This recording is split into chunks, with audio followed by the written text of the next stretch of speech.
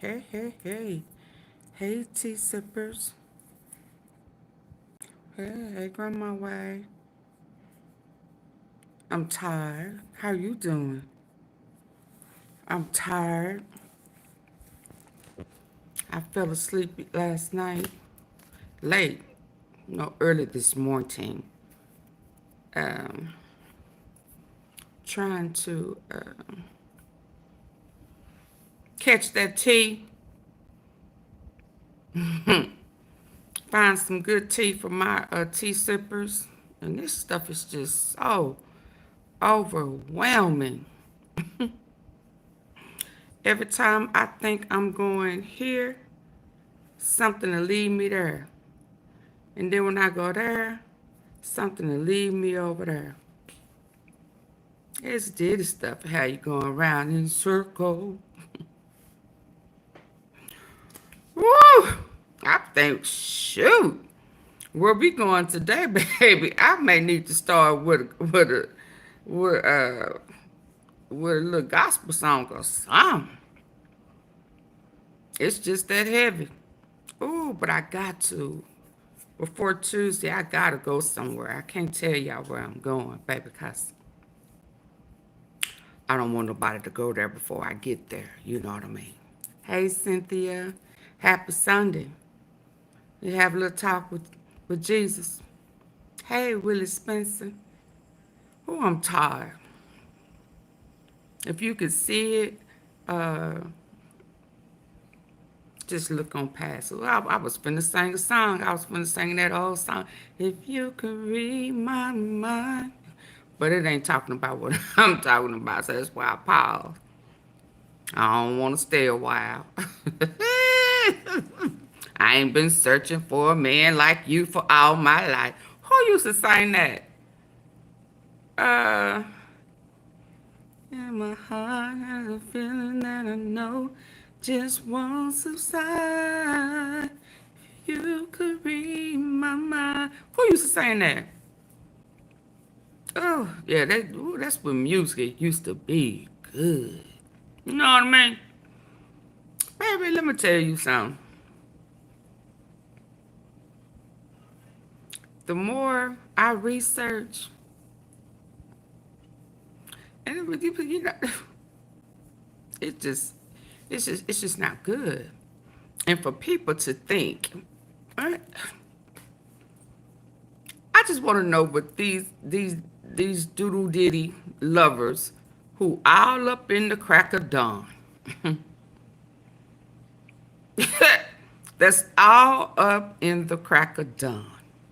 What are they gonna say when they start talking about? And I don't know if they're going to do that in this case. What are they gonna say when another case turn right back around and come out, and it don't have nothing to do with Cassie? What they gonna say? Everybody who bring up something, recount their experience, find out that they done been paid. What they gonna say? Find out that they didn't have a long-term relationship. What they gonna say? Who fault is it gonna be then? Everybody in the whole wide world that's a victim, it's gonna be their fault. It's gonna always be the victim's fault, never the predator. I was planning on what I got to get out, if not later today, tomorrow, before Tuesday. I was gonna bring it out, but then my sister, one of my sisters got into this conversation about what's going on. And we were both surprised at how many people, females, it were hell in men, but I think we was talking about females, who still up under the household rug when they was little. They're still blaming the victim. Just like when the kids go and tell their mama that the old uncle, that really ain't their uncle, the old drunk, funky face uncle, fondled them or did something to them. And the mama started saying, well, what did you do? What did you have on? You just a fast-tailed little girl. And the little child be trying to say, no, mama, he just da-da-da-da-da-da.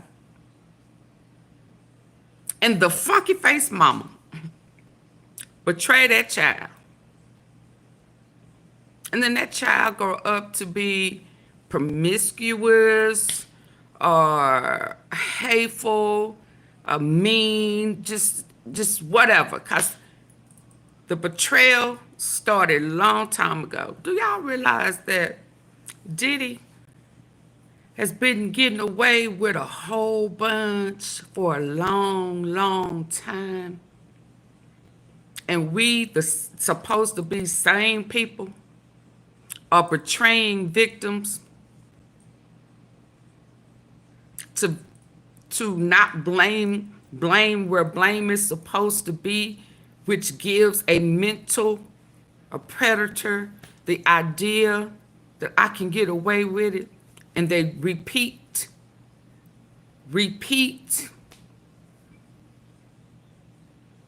the same crime, the same victimization over and over again with different people. That's why the number is so big. Because he knew that the people were going to blame the female or the male, the kid, or the grown-up.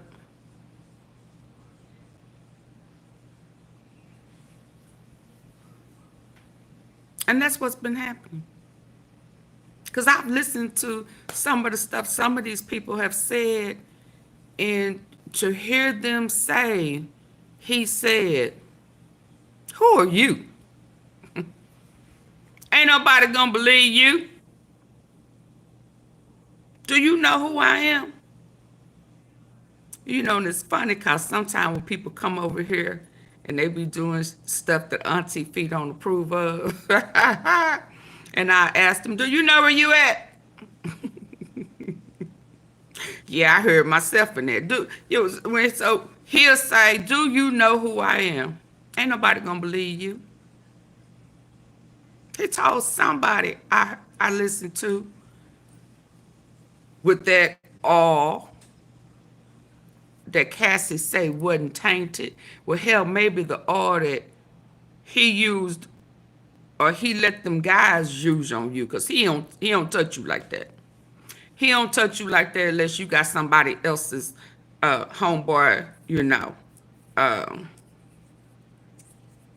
how can I? It ain't milk. Sometimes.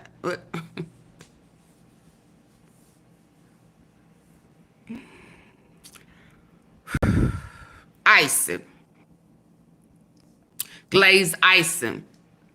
Rubbed across his chest and shit. That's the only time he want to rub on you, or you want you to rub on. Other than that, he have other people. He hired other hookers. Yeah. To do with you. So I put all on you. Have you sitting baby kitty tubs full of all. But my point is, there's some people out there. There's some oil out there that's tainted. Because one of them girls said he slung some oil on her, and some parts of her body weren't known.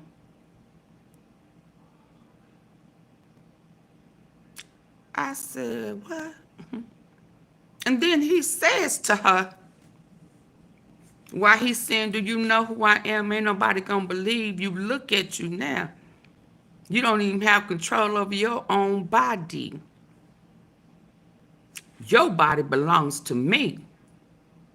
I said, think he God for real. That's how he was talking to her, standing over her.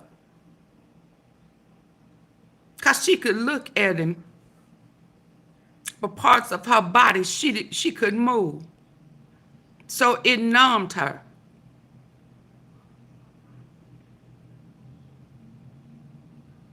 And what did Boosie call it? Yesterday, when we was listening to the report of why he had to, well, he didn't pay it, Escort paid it, Capricorn, because he felt betrayed. Imagine that.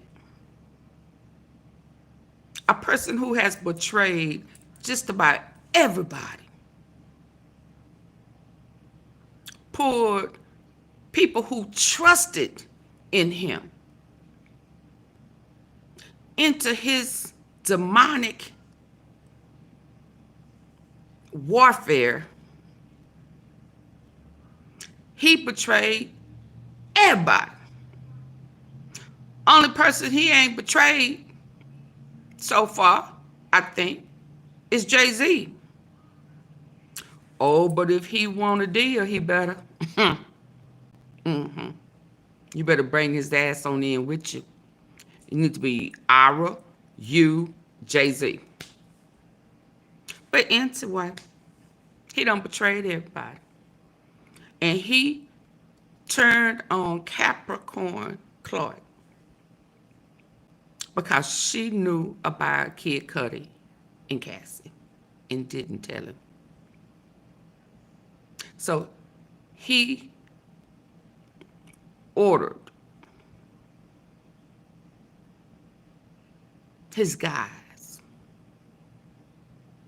They called it gang banging. So here I am, you know, gang banging. Yesterday, I was like, gang banging. Is that fighting? Is that, you know, street? Because in my mind was saying, banging. The female in me registered with the gang banging. The hood in me went to fighting, shooting, doing whatever in the streets, gang banging. Follow me? So here I go. I have to get the actual definition of it to see, is it the hood in me or the female in me? And guess what? It was the female in me. So you had them, as Boosie called it, run a train on her. They beat her. See, that was what Suge was talking about a long time ago. Hell, were they cool back then at that point? I don't even know. How did he know? How did he get the word? Were they at war, or what? Is that a time where they was cool? Hell, was you there? But he was like, he said he beat the, y'all think they did, he did Cassie bad. Now, Capricorn, that Capricorn assistant, they beat the shit out of her. He didn't say nothing about the other part. So they beat her, and then as Boosie put it, they ran a train on her. So I'm saying, okay. Where they at? Where they at? Then, old girl said, when she asked about her,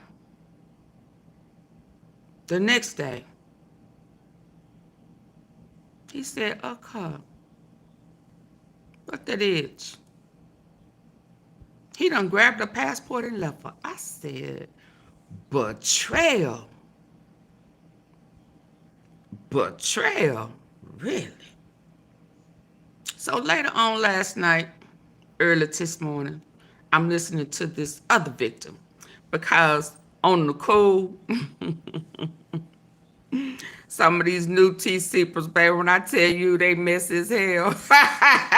But that's okay. That's okay. I think they have picked up enough on me to know that I'm going to look into it somewhat. I just don't like all the name dropping because I don't get that type of support on my Cash App. So I don't drop nobody's name.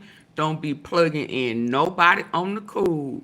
You need to hit me on IG if you want to drop a name to me, unless you put it on the Cash App. So they dropped it last night. I removed it. I saw it. I removed it. As we watching what, you know, the upload, whatever we was watching, I Googled the name. I Googled the name. I'm like, what is this about? Who's suing who? Who done got added? Surely not. Surely not.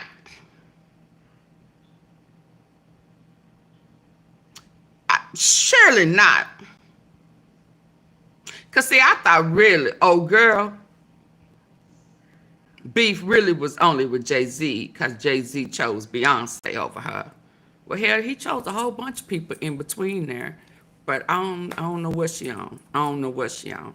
Again, like I say, sometimes she right, a lot of times what she said has come true. But the minute I started hearing that you done claim you knew somebody and you had first-hand account, and I'm finding out later that you now, I hear you having to apologize, your credibility has shrunk. So when the tea sipper was putting her name in the comments, I was like, oh no, take that out, because people have been trying to force her down my throat. And you're not going to force me. You're not going to stop me from watching Tisa. You're not going to try to, you know, discredit somebody else to lift her up and what she got going on. No. I like Gene Deal's account over hers. So anyway, when the tea sipper dropped the name, I was like, oh no, take that out of here. So when it was said what was said, I said, I know good and damn well she ain't part of no lawsuit from somebody who's suing Diddy for taking and stealing her cookie. I know good and damn well this got to be a lie. I know good and damn well, oh, girl name ain't part of no lawsuit. And Lord,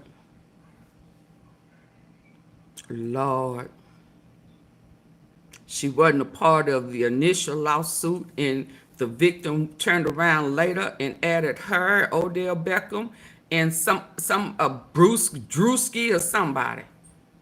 I said, Lord, we gonna listen to that today, y'all. Give my likes up, please. Give my likes up. Like, share,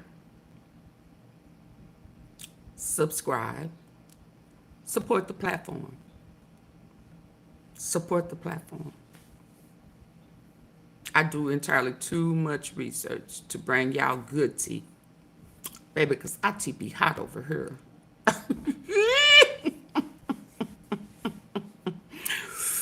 You gotta go.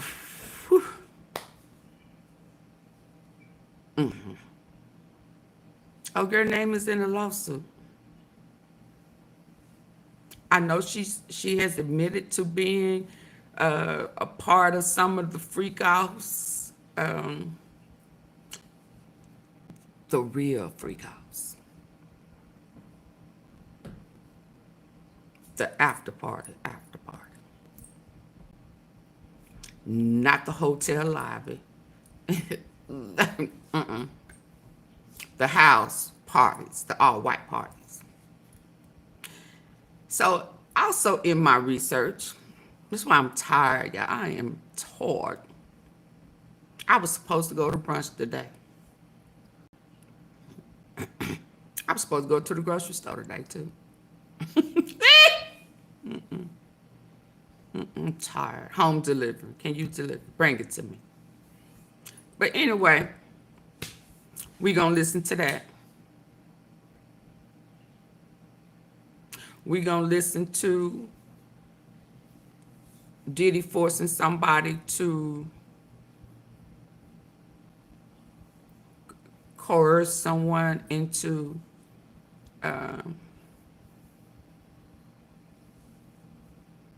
sleeping with somebody they didn't want to sleep with. They felt forced. He asked them to prove their loyalty. So the way they have to prove their loyalty, y'all, is engage in illegal activity. So they'll all be in it together. So he didn't have no video. He didn't have no picture. He didn't have no carrot to dangle.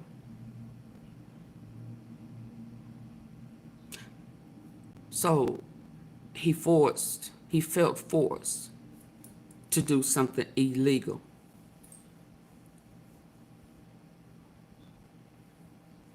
For Diddy. He gave him a condom though. You know, them others, you know, what's her name? Cassie. She couldn't use a condom. She couldn't use one. He had a plan B for her. But he loved her. Anyway, we gon' listen to that. Now, there is one person we gonna listen to. She up in there. I'm kind of with Chopper. Unless some more come out, I'm kind of with Chopper from Making of the Band and Freddie when it comes to Sarah. I'm kind of with them based on what I heard. Let's be clear. Unless I hear something else that would change my opinion. But what I've heard today, no.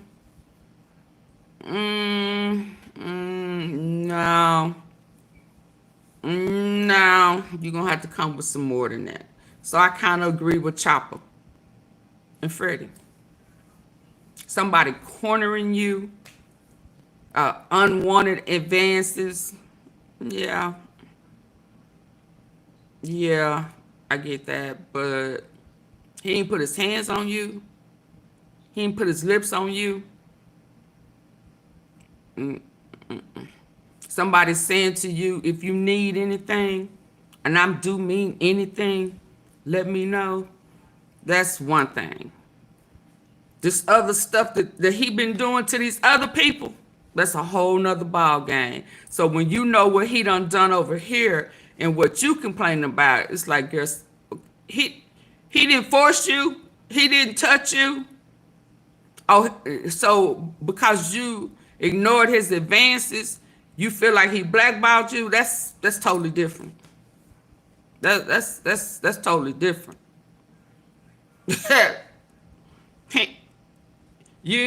Oh girl, sit down. I mean, sit down. You know, unwanted advances. Yeah. Then hell, I need to file lawsuits. A whole bunch of them. A whole bunch of them. You know. So I get it. So that's where we going. It was something else I want. Oh.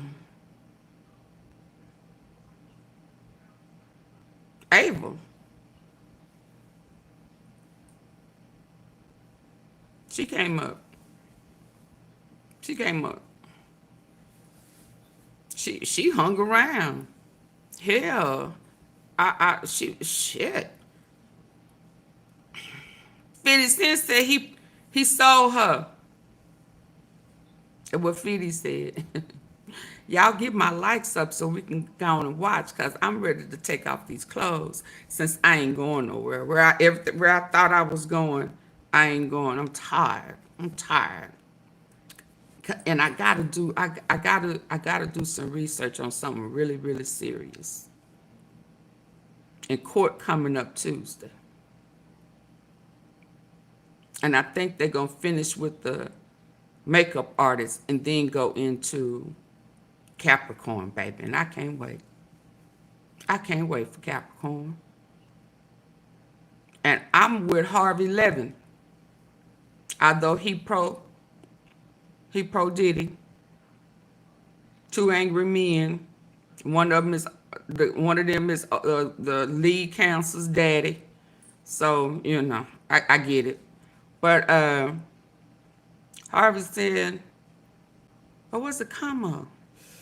One of them is saying that they need to get, what's his name? Suge Knight. Hell, Suge know a lot. Suge been saying a whole bunch of stuff a long time ago. Suge know a lot. Hi, Harvest. Y'all ready? Get my likes up. Why'd I have to go through this with y'all all the time?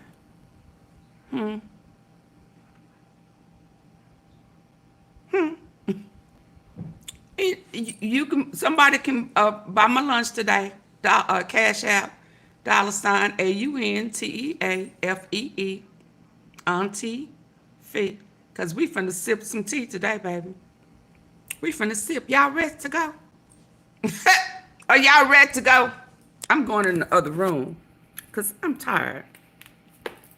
Y'all ready to go? Let's go. Let's go. Please hit the like button. I'm tired.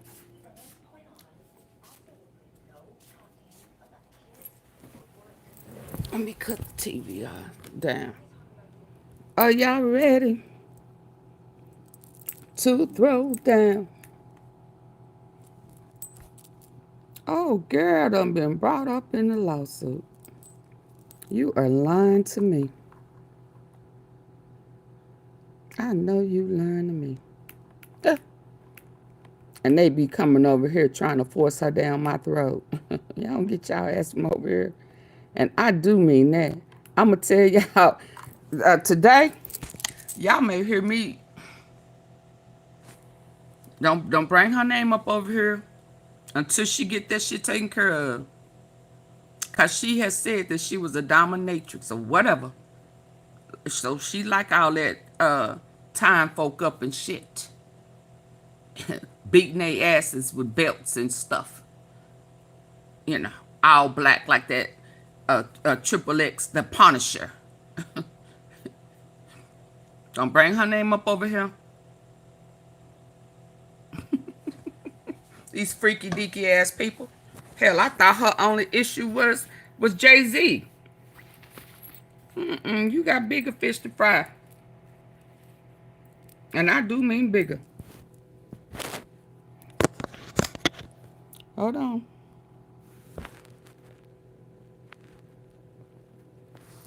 Baby, please.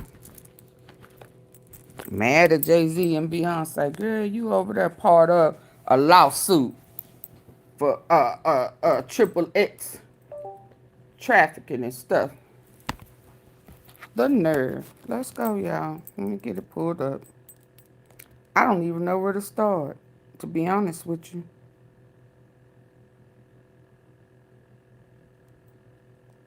It's just so much.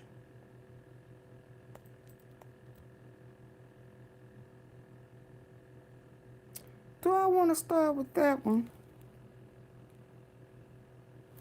Let's start with this one.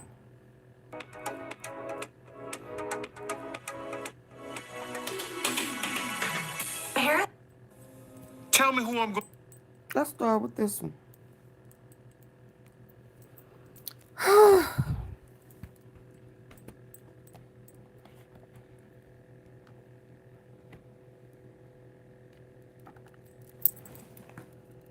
Likes up, please. Likes up, please.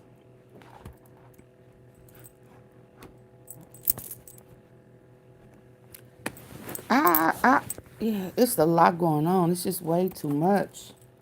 It's just way too much. And then when, that girl brought up, somebody brought up the security guards and shit. And I'm like, ooh, what era it was that? What era was the security guards? Who you talking about, lady? Oh, Lord. Oh, Lord. Oh, Lord, y'all. I got stuff falling over. Keys getting locked. Hold on. Security. Oh, Lord. Please don't tell me y'all don't let this man talk. But the way Boosie was talking, that's just what y'all like doing. Y'all like it. Yeah. He made y'all think, hell, it's a male treat. They hoes anyway. That's how they look at it. And some of these folks be okay with men looking at them like that. No, you gonna respect me. You gonna respect my cookie. What's your relation? Y'all remember when YELLABEEZY got busted when I was talking about the Mo3? And the girl who was able to say she knew for a fact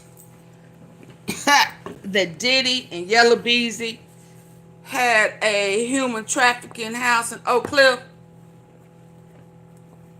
T-Sippers. Y'all remember that? Anybody in here remember I talked about that?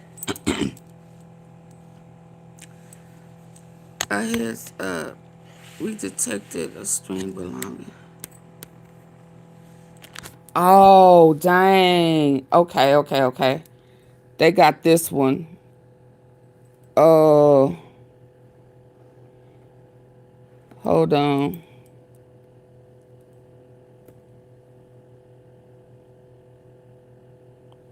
Okay. Hi, Cynthia. Dang it. I wonder, can we listen to it and not show it?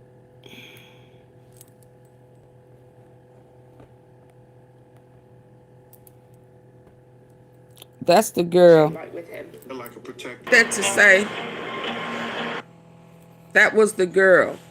The girl that just said people wasn't ready for that 20 years ago. That was her. This is how she's, yeah. That's the same girl who survived. Oh, yeah. Dang it. I don't know if I can play this one.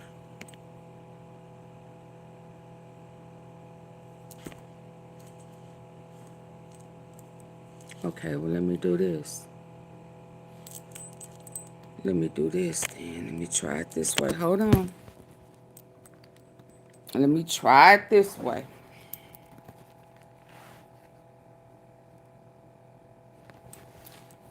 Let me come back on that one.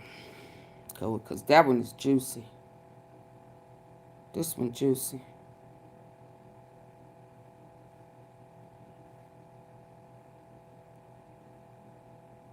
Oh, hold on.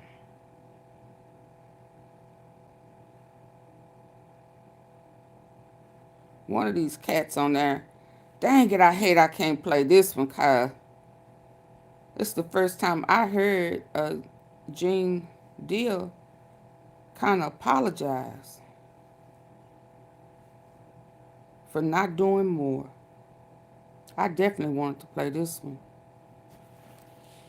Yeah, let me see if it'll allow me to do it this way. Let me see if I can narrate it. Hi, Holly. Hey, us. Hey. Let me see if I can do it this way, y'all. She the one.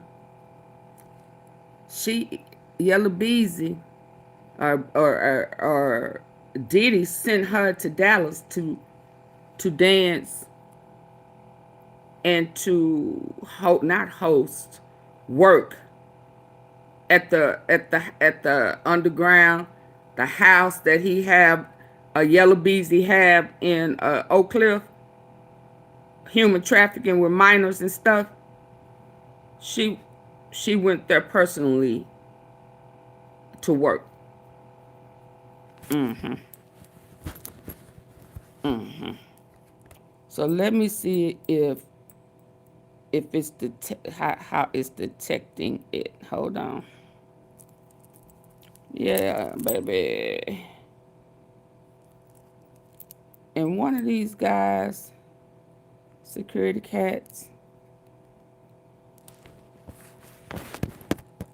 blame Gene Deal. Yeah, he said he blamed Gene. And on in here later on down, Gene. Oh, once he get to that point, we gotta hear that. Y'all gotta hear him say, maybe I shouldn't in hindsight. Okay, so let me see now, since I done let it play a while, if I can. Diddy in plain sight.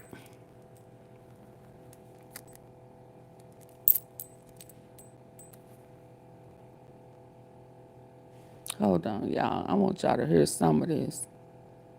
Let me,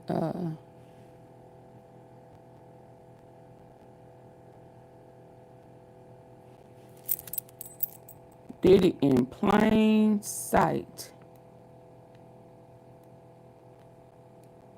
Also known as Diddy. Puff Daddy. Puff Daddy. Diddy. P. Diddy.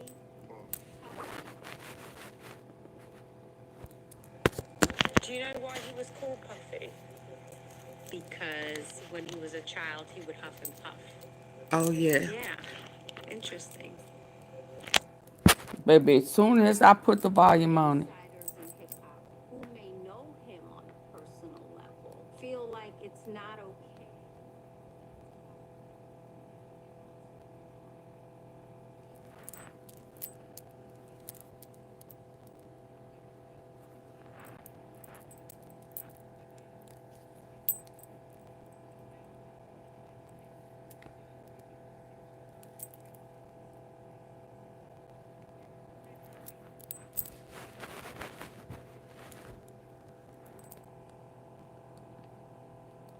I am announcing the unsealing of a 3-count indictment.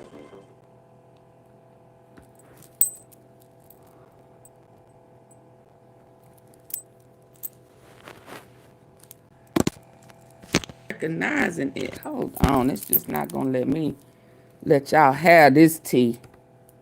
It's just not going to let y'all have it. God, dog. Big Mac.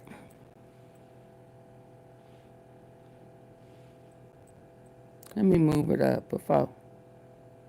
Because I need for y'all to hear her.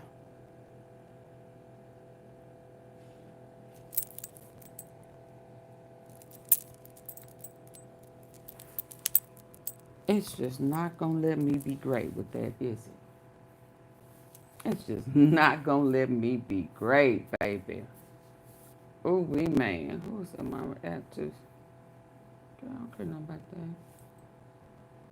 I don't care nothing about that. I don't care nothing about that. Let's see if I am going. I don't care nothing about old girl breaking her silence. I don't care nothing about that. I do care about that. Let's start with this one. Hold on. I ain't even playing nothing now. What are we talking about? Let's go over here. They were referred to me as Wild King Nights, intimate gatherings. I would have to go and prep in a hotel room. We had a Diddy pack with us at all times. Baby oil, astroglide, drugs. I had to clean up those rooms. Was there a moment that test for loyalty went too far?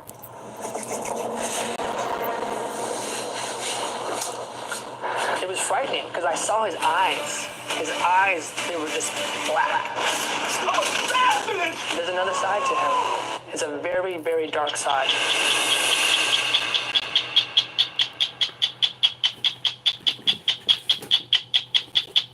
Hello and welcome to Extra Minutes. I'm Christina Hearn, and today we are talking about a case, a court case, which has captured the world's imagination. I'm talking about Sean Combs, as also known as Diddy, also known as Puff.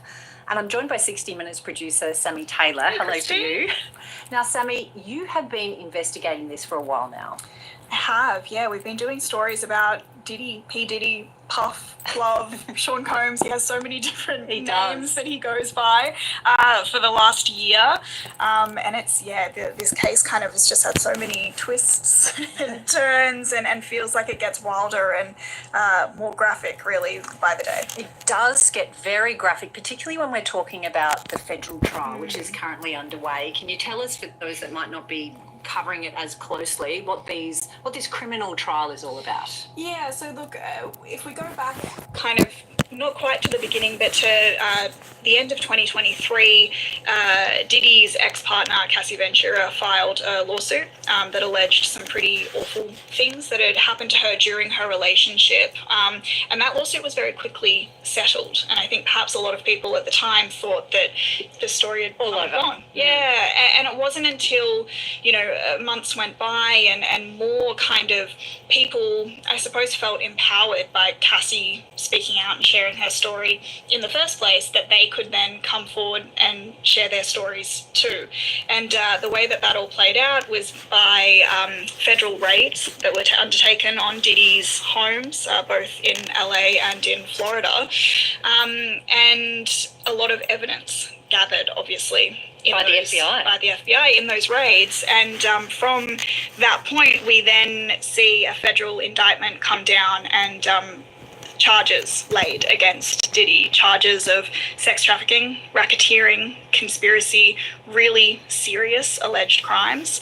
And I would say probably since that's happened, we've seen so many people come forward and share their experiences about what happened to them or what they witnessed, being in Diddy's inner circle, in his orbit, working for him, attending his parties, all of these kinds of things that we're now seeing in the federal trial in New York in incredibly graphic detail and daily updates, almost minute by minute from all of the reporters in New York that are covering this case, because there is just so much going on, so many people taking the stand, so many people sharing their stories about what happened to them allegedly or what they witnessed. And it's pretty full on. And it all pretty much centres on what's known now, which we all kind of know as freak-offs. Now, as best you can, keeping it as G-rated as you can. What's a freak-off? It's hard to keep a freak-off G-rated, Christine. I think what we know, I suppose, about what's been alleged to have happened in these freak-offs is that they were sex parties that Diddy would throw. Cassie Ventura, his ex-partner, has testified in a lot of detail about what would happen to her during these freak-offs. They were brutal sex parties, allegedly, that lasted for hours, if not days sometimes. She says that there were people brought into those hotel rooms or into his homes, escorts, sex workers, other people to kind of participate, I guess, in sexual performances. And a lot of what Cassie has said on the stand has been deeply disturbing. And we're also now hearing that sex parties, freak-offs, perhaps have gone by other names too. We've spoken to somebody that told us about the wild King nights as he came to understand them, and his Nice. This is the popsicle. It's a new take on the dog toy that lets owners do amazing new things. Like King nights as he came to understand them, and his what he has told us about those wild King nights and what we've heard about freak-offs or sex parties in the federal trial. There are a lot of similarities between those two things. And of course, Diddy, who has pleaded not guilty to all charges, he denies any wrongdoing, but his defence is that this was all consensual. But of course, the allegation here, though, is that these women were coerced into these parties. Now, this federal trial, Sammy, this will go on for weeks, months? Weeks and weeks and weeks. So we're not going to find out whether he's guilty or not guilty for, say, months. After that, that's not the end of his judicial woes, is it? No, it's not. So look, the federal trial is just one part, I would say, of what is going to be Diddy's long experience in courtrooms.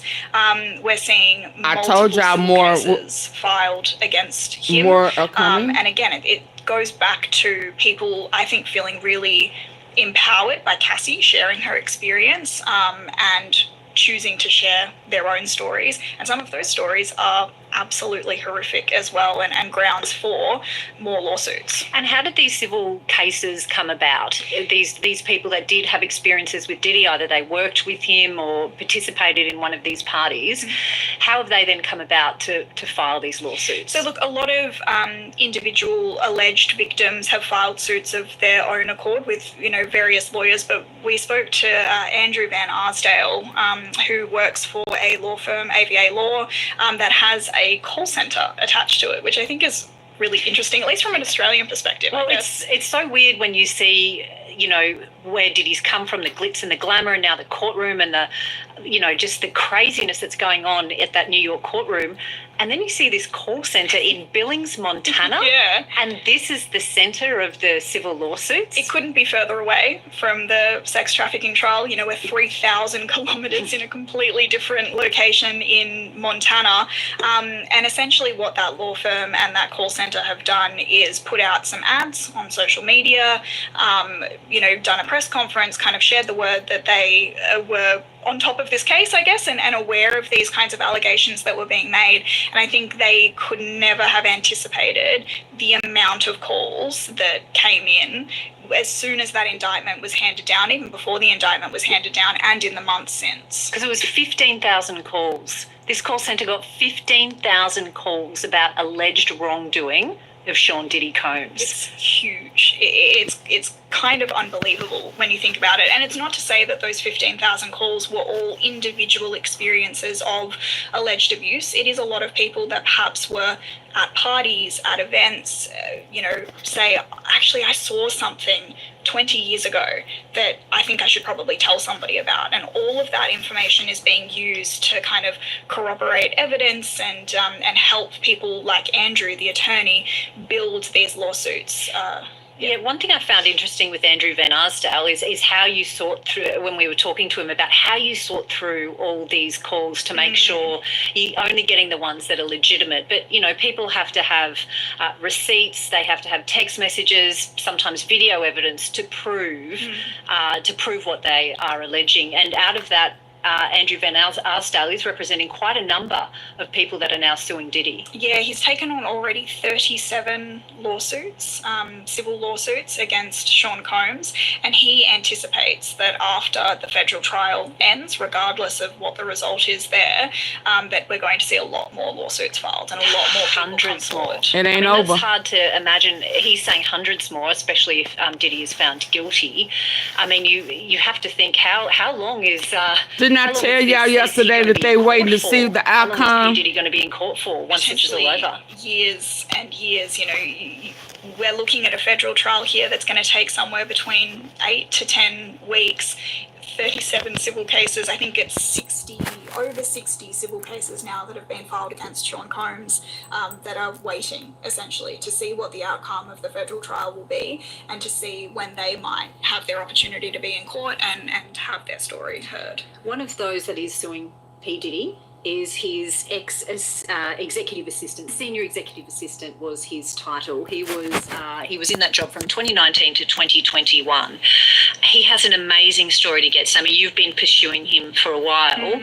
How did you get him to agree to this interview in 60 Minutes Australia? Yeah, I think for a lot of the people attached to this story and attached to this case, these are secrets that they've been sitting on for a really long time. We spent a fair bit of time last year speaking with other people that had worked with Sean Combs, that were, had been at his parties or had interacted with him in some way and were starting to feel like they had the opportunity to share their story. We're seeing a lot of that now, with streaming services releasing documentaries and. Hey, Hottie Mac, are you gonna start going live? Are you back, sir? Here, let me talk to you. Hottie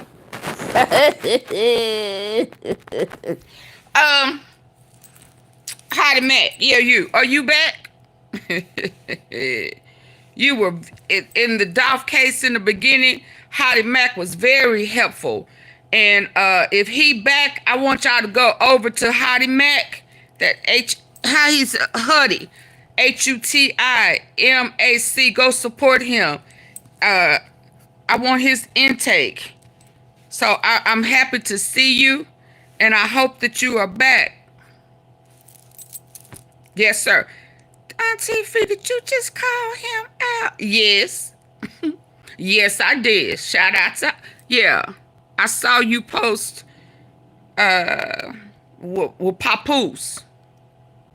Yeah. Shout out to you. Hey. Hey, Joe. Okay, let's get back. Let's go.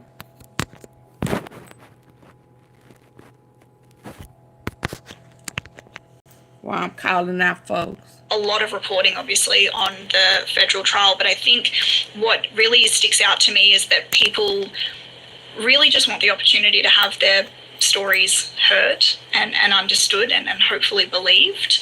Right. And I think Hopefully for Phil believed. Pines especially, you know, he had such a horrible I think time, it's very you know, from what he told important us, working for Diddy for victims, people who have experienced that. The fact that it's hard, you've been through it, and then you are being judged by people.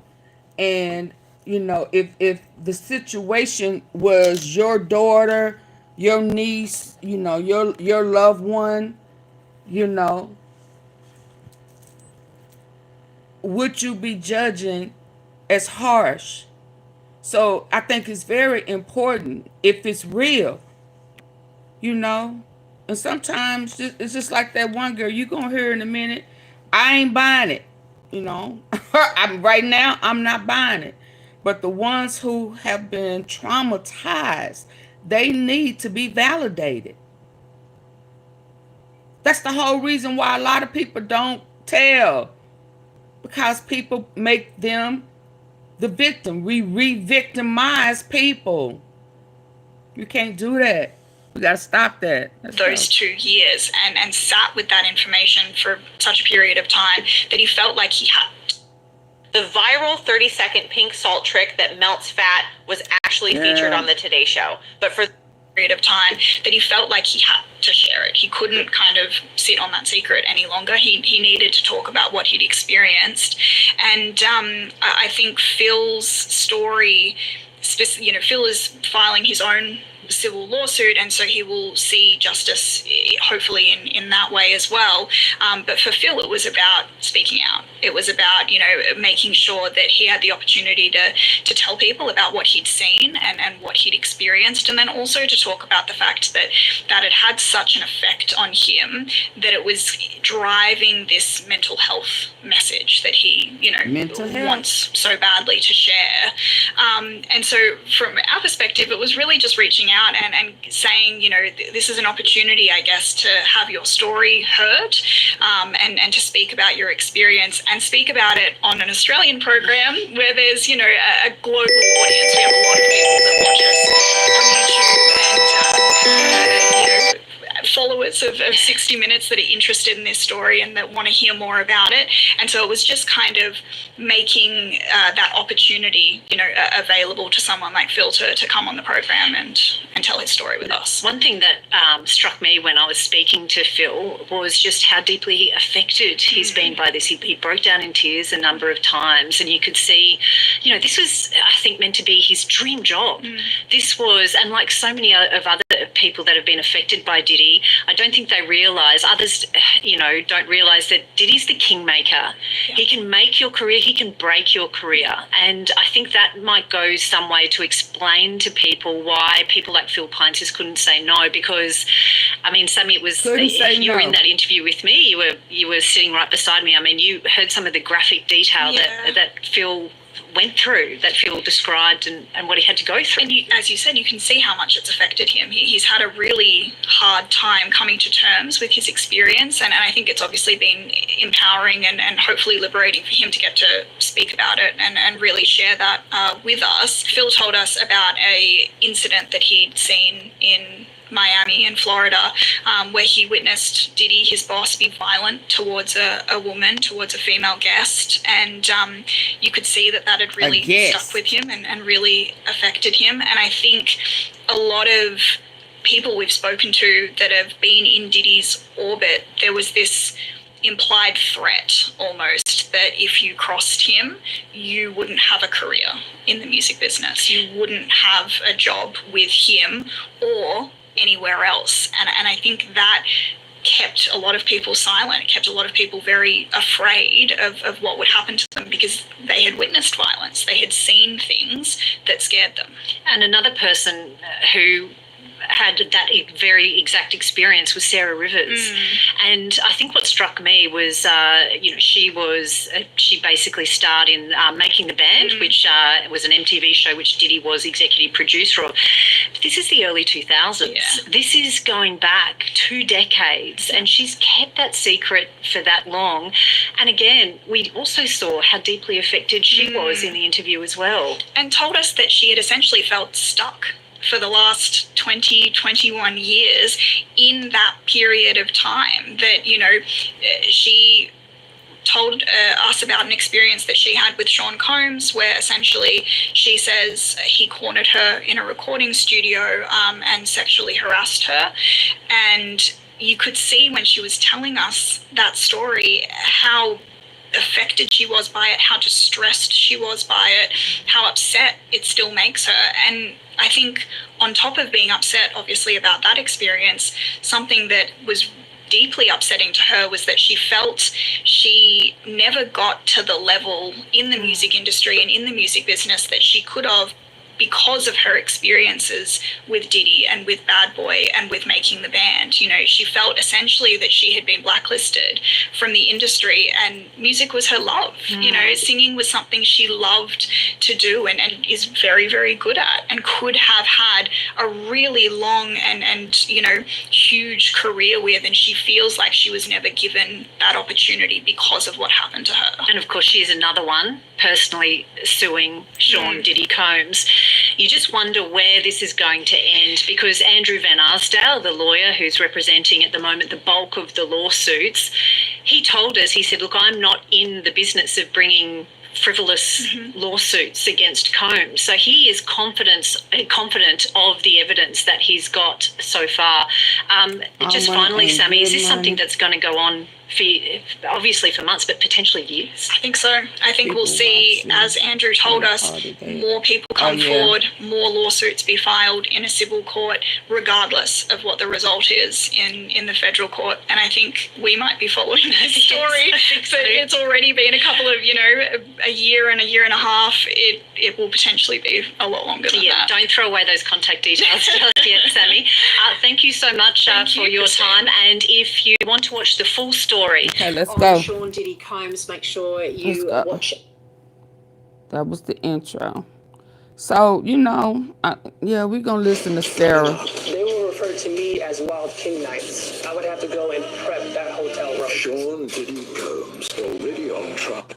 Coming up. They will refer to me as Wild King Nights. I would have to go and prep that hotel room. Sean Diddy Combs, already on trial for sex trafficking. Baby oil, Astroglide, drugs. Now his personal assistants. I had to clean up those rooms. New allegations of vile behavior. It was frightening. His eyes, they were just black. That's next on 60 Minutes. Let's go. Dishonest, violent, horrible. A promiscuous swinger who lied to and cheated on multiple partners. Incredibly, that's how Sean Diddy Combs' own lawyers describe the billionaire music mogul, currently facing serious sex trafficking charges in a New York court. The defense tactic seems to be this: convince a jury that, while Combs might be extremely unlikable, that doesn't mean he's guilty of criminal offences that could see him locked up for the rest of his life. As Nine's Christina Hearn reports, as risky as this approach clearly is, it's probably better than nothing, especially considering the evidence that's mounting against him. They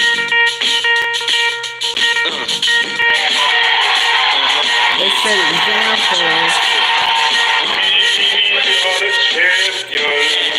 Well, you know what, plus size, I think the example should have been with R. Kelly. I mean, why are we bypassing Ira? Huh? Why is it that people are getting it better now than they did with Ira? Because they didn't think that it was going to be a RICO with Ira Kelly, but it was. So if they didn't learn with Ira, are they going to learn with Diddy? I'm just saying. Yeah, but like Boosie said, they finna get them on the back end. He know it. He feel it. He feel it. Having $1 billion, multiple mansions, and a private jet is pretty worthless when you're banged up in a New York prison. For the last 8 months, a cell has been Sean Diddy Combs' home after he was arrested on sex trafficking charges. This is about consensual relationships. That's what she's saying about all of it. Now, a court is deciding the hip-hop mogul's fate. Well, and if he's found guilty, you can hear one that we know for sure wasn't he'll be consensual. extending his prison stay for life. We out of space and we breathe each other. The allegations against Combs are sordid and shocking. Domestic violence, rape, blackmail. Behind the scenes, he was forcing women into sex. And what they describe as his swingers lifestyle. And that is just the start. The rap mogul once forced a male escort to urinate in ex-Cassie Ventura's mouth. For those who worked closely with Diddy, what's being revealed is an unwelcome reminder of what a scheming megalomaniac he is. Are you surprised by the evidence that's already coming out in the criminal trial? No, I'm not surprised. I experienced some of those things. Witnessed violence. Tonight, the brave Diddy insiders finally able to tell all. Well, the things that I experienced with him were monster-like. That stuff almost destroyed my life. Plus the hundreds of other accusers lining up to launch their own lawsuits. This case is shocking. It is alarming. How many people came through his orbit? How many people could this have happened to? And how did he get away with it for so long?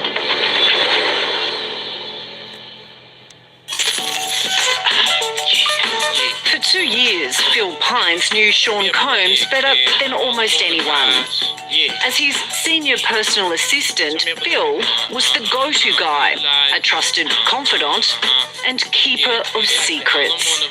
He thought getting the job would be his big break into the music industry.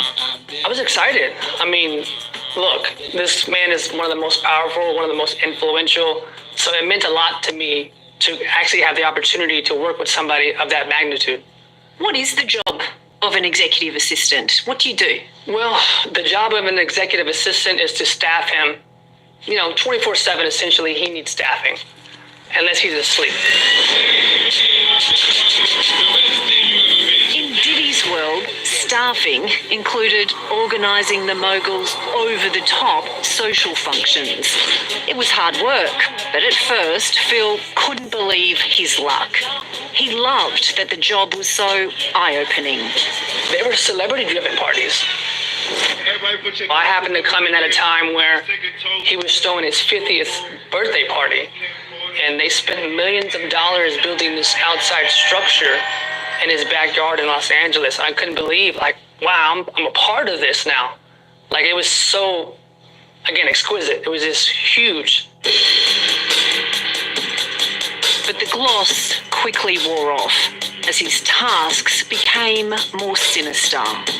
Phil was not only ordered to source a constant supply of drugs for Diddy, he was then forced to carry them around the country.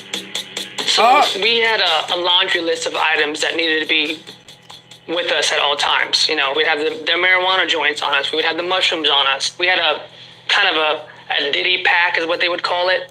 And we would keep a satchel on us, and that's what we would having that satchel. Always on call, Phil witnessed many things he now wishes he hadn't. He says he worked on the periphery of Diddy's now infamous sex parties known as freak-offs, although he knew them by another name. They were referred to me as Wild King Nights. So, and what a Wild King Night was. So y'all remember when I was saying I can't wait until they get to the after party, the white party. So the trial has not even got to that. That's where the celebrities are, not the Diddy pack. Yeah. So yeah. So those are two different. So the freak offs, the freak offs and the Wild Diddy party, the Wild King parties are two totally different things. So the freak offs is where he had those, he had escorts and stuff there as well as the freak offs in the hotels. But the parties is where the celebrities are going to come in at. And the other girl that they kept stopping me on,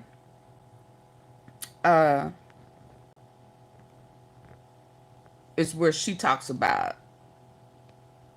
that, where he moved her up from swinging in the chairs, you know, being like a greeter, to you ready to work, you want a promotion, walk them to a room, change, come out the white and put on black. So I guess it went from the party, time to go, kids gotta go, to the kinky inky. But let's finish listening, because again, the trial haven't even made it there yet. Now, I'm not sure if the federal trial is going to touch that. I don't know. But if it does not, based on what they said, it's coming. He ain't getting out of this, y'all. This guy right here, Ricky Suave, just said the hell he traveled. They traveled with the packs. They traveled with the drugs. They traveled.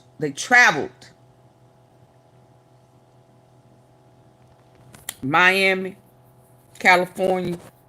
Yeah, it's a wrap, baby. And then that's where them kids gonna come in at. Let's go. When him and a guest would go to a hotel room or be at his home, his bedroom, and they would have intimate gatherings, I would have to go and prep that hotel room, which consisted of baby oil, Astroglide, candles, incense, liquor, lights, tons of toiletries, drugs. Phil wasn't in the room for the parties, but he didn't have to be. He knew exactly what went on behind closed doors because one of his jobs was deleting the very incriminating videos of the Wild King Nights from his boss's iPhones and iPads. I thought he was this clean businessman who rise to the top because he was such a powerful and, smart, educated man. I had no idea that he had this other side to him. And when I started to get exposed to his lifestyle, I started to really realize, this guy has an addiction. It's not just, once every few weeks. It's every day, every hour. Hey, yo, Phil, can y'all come straighten it up over here? I'm not looking luxurious. The personal assistant also became the personal maid. Diddy's sex parties meant hotel rooms were often trashed. Phil was expected to get his hands dirty cleaning up, with the priority being to ensure no evidence was left behind. No secrets could ever escape. Initially, when you walk in, you have to start to clean up the mess and the records that's left from the room. And that's the alcohol, that's halfway hit the open. like Some button. bottles are cracked, Come on, glasses y'all. are cracked. There's baby oil everywhere on the floors in the bathroom. There's lube everywhere, half open, some of it oozing off the sides. And you have to get all that stuff, clean it up. Luckily, I would wear even a mask and I would wear gloves because it was disgusting. Phil, what would have happened if you said to Diddy, look, that's just not my job, I'm not going to do it? If I said that to Diddy, I wouldn't have worked there. They would find somebody else. He knows everybody. He knows what's going on behind the scenes. He knows every manager, every executive, every attorney, everybody who's important in the industry, he knows. And Puff, where did that come from? I can't tell you that. The implied threat was if you crossed Sean Combs, you'd never work in the industry again. But it wasn't until this CCTV of Diddy assaulting his then partner, Cassie Ventura. I'm sorry. It was about to fall. Oh, I said airport mode again. Hold on.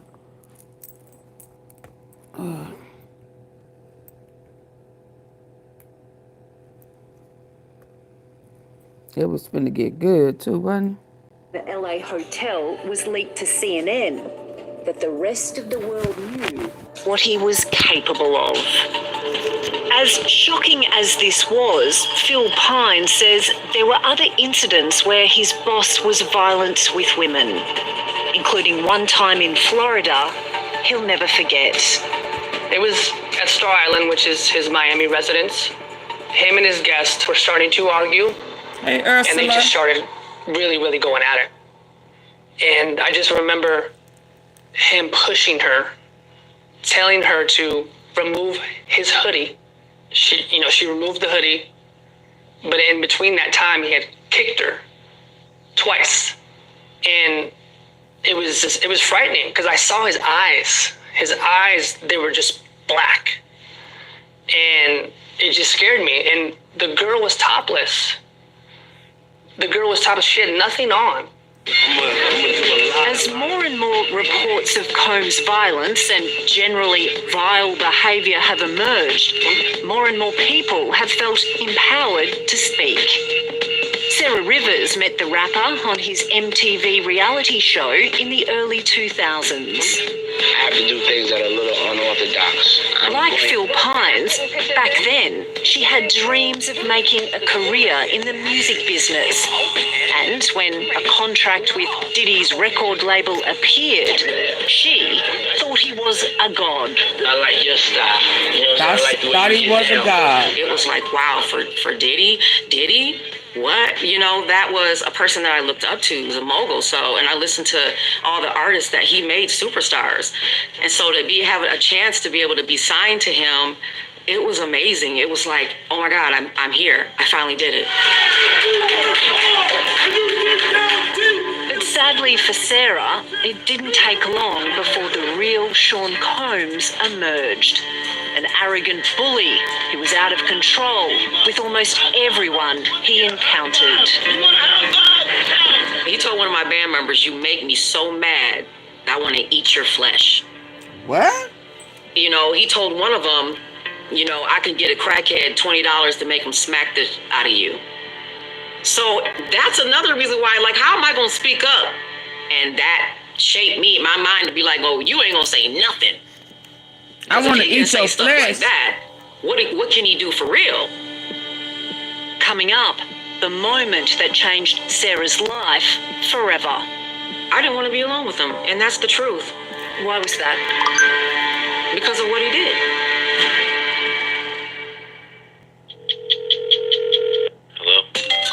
In the extraordinary effort to expose the extent of Sean Diddy Combs' behaviour, this call centre in Billings, Montana, has played a vital role.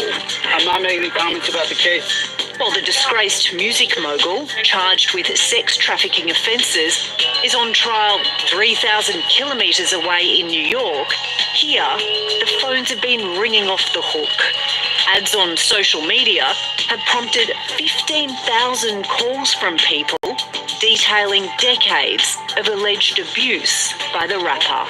Right, allegedly, this man was doing this for a period of almost 30 years. What we have been told is he was brazen in his attempts to coerce people into these compromising sexual acts. Notwithstanding the outcome of the criminal trial, attorney Andrew Van Arsdale is launching civil action against Combs. We represent thousands of survivors of abuse. Already, he's taken on 37 cases from people who dialed in to the Diddy call centre. One client was just 15 when the alleged offending occurred.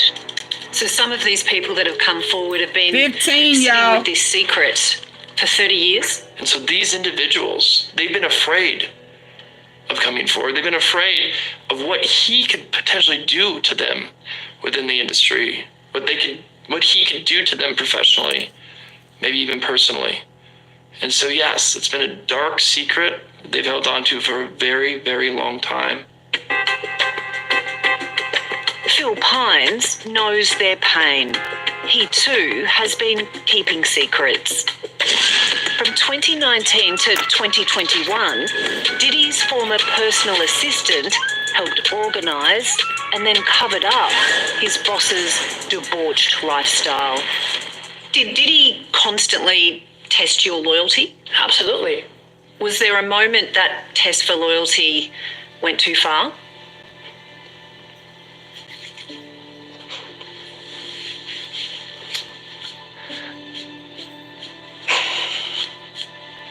Sorry.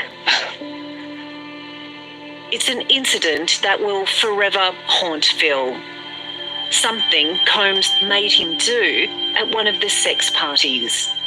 Then he says, prove your loyalty to me. And I'm thinking like, what is he talking about? He grabs a condom, rubs his hands on my shoulders, and pushes me to a female guest that's on the couch. And I froze. I look at the girl, and I, are you okay with this? And she's, yeah. So I perform for a little bit. And when I say a little bit, I mean. So he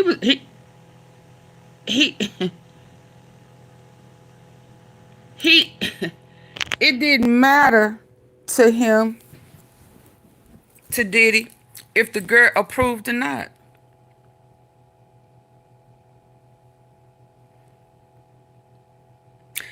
He wanted him to take it.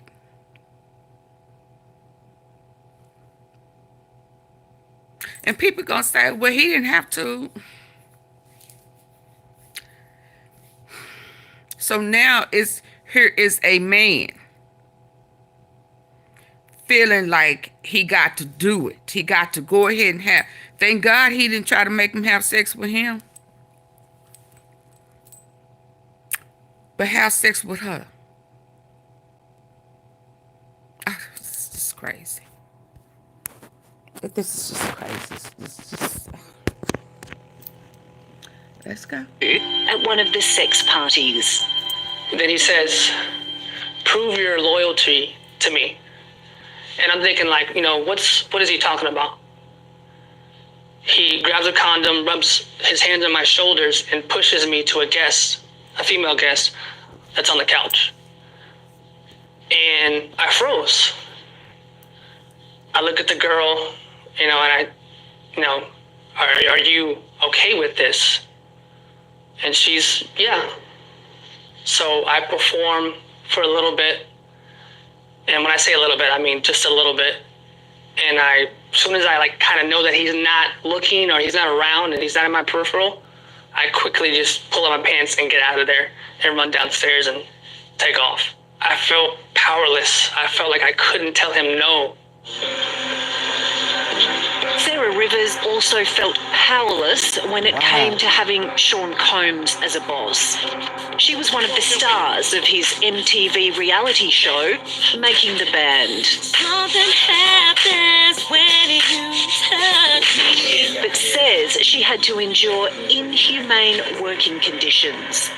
On one frightening day, she remembers how the music mogul cornered her when she was by herself on set. And so when I went up to the studio, You know, the MTV cameras didn't follow me coming down the hallway, and he happened to see me on his security camera. And then he just bust out of the door. He cornered me. And then he asked me, with his arm up, he asked me, "How you doing?" I'm kind of like, wow, this is what the heck? Very uncomfortable. And then he rubbed his hand down my breast. He said, "If you need anything, anything at all, you let me know." Even though it was 2 decades ago, just thinking about Combs's creepy and unwelcome advance still causes Sarah distress. I didn't ask for that. I don't approve of that. I was intimidated. And then I ran out of the studio as fast as I could and left. Did you feel you could tell anyone? I didn't think anybody would believe me, honestly. I didn't. But her rejection of Combs had even more consequences. How do y'all feel about that one? How do y'all feel about that one? And I don't want to minimize it. I don't want to minimize it, but that ain't the same to me. What y'all think? So when I said I agree with Chopper from Making Other Bands and Freddie, hi Lori. When I say I kind of agree with them, because it's even more to that story. It's even more to it. So I don't know if when they have these interviews, are they just giving just a little bit just to get paid because they have pending lawsuits. But this is the one, Sarah's the one that some of the other people from, especially the guys, and I didn't hear Don say anything about her either, saying because they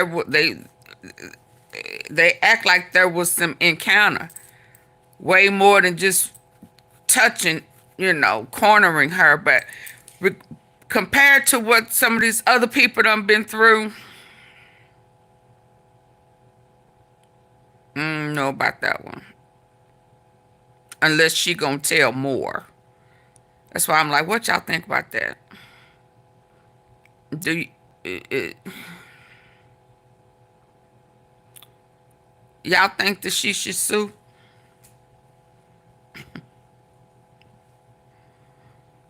Hell, if she sue, I'ma sue.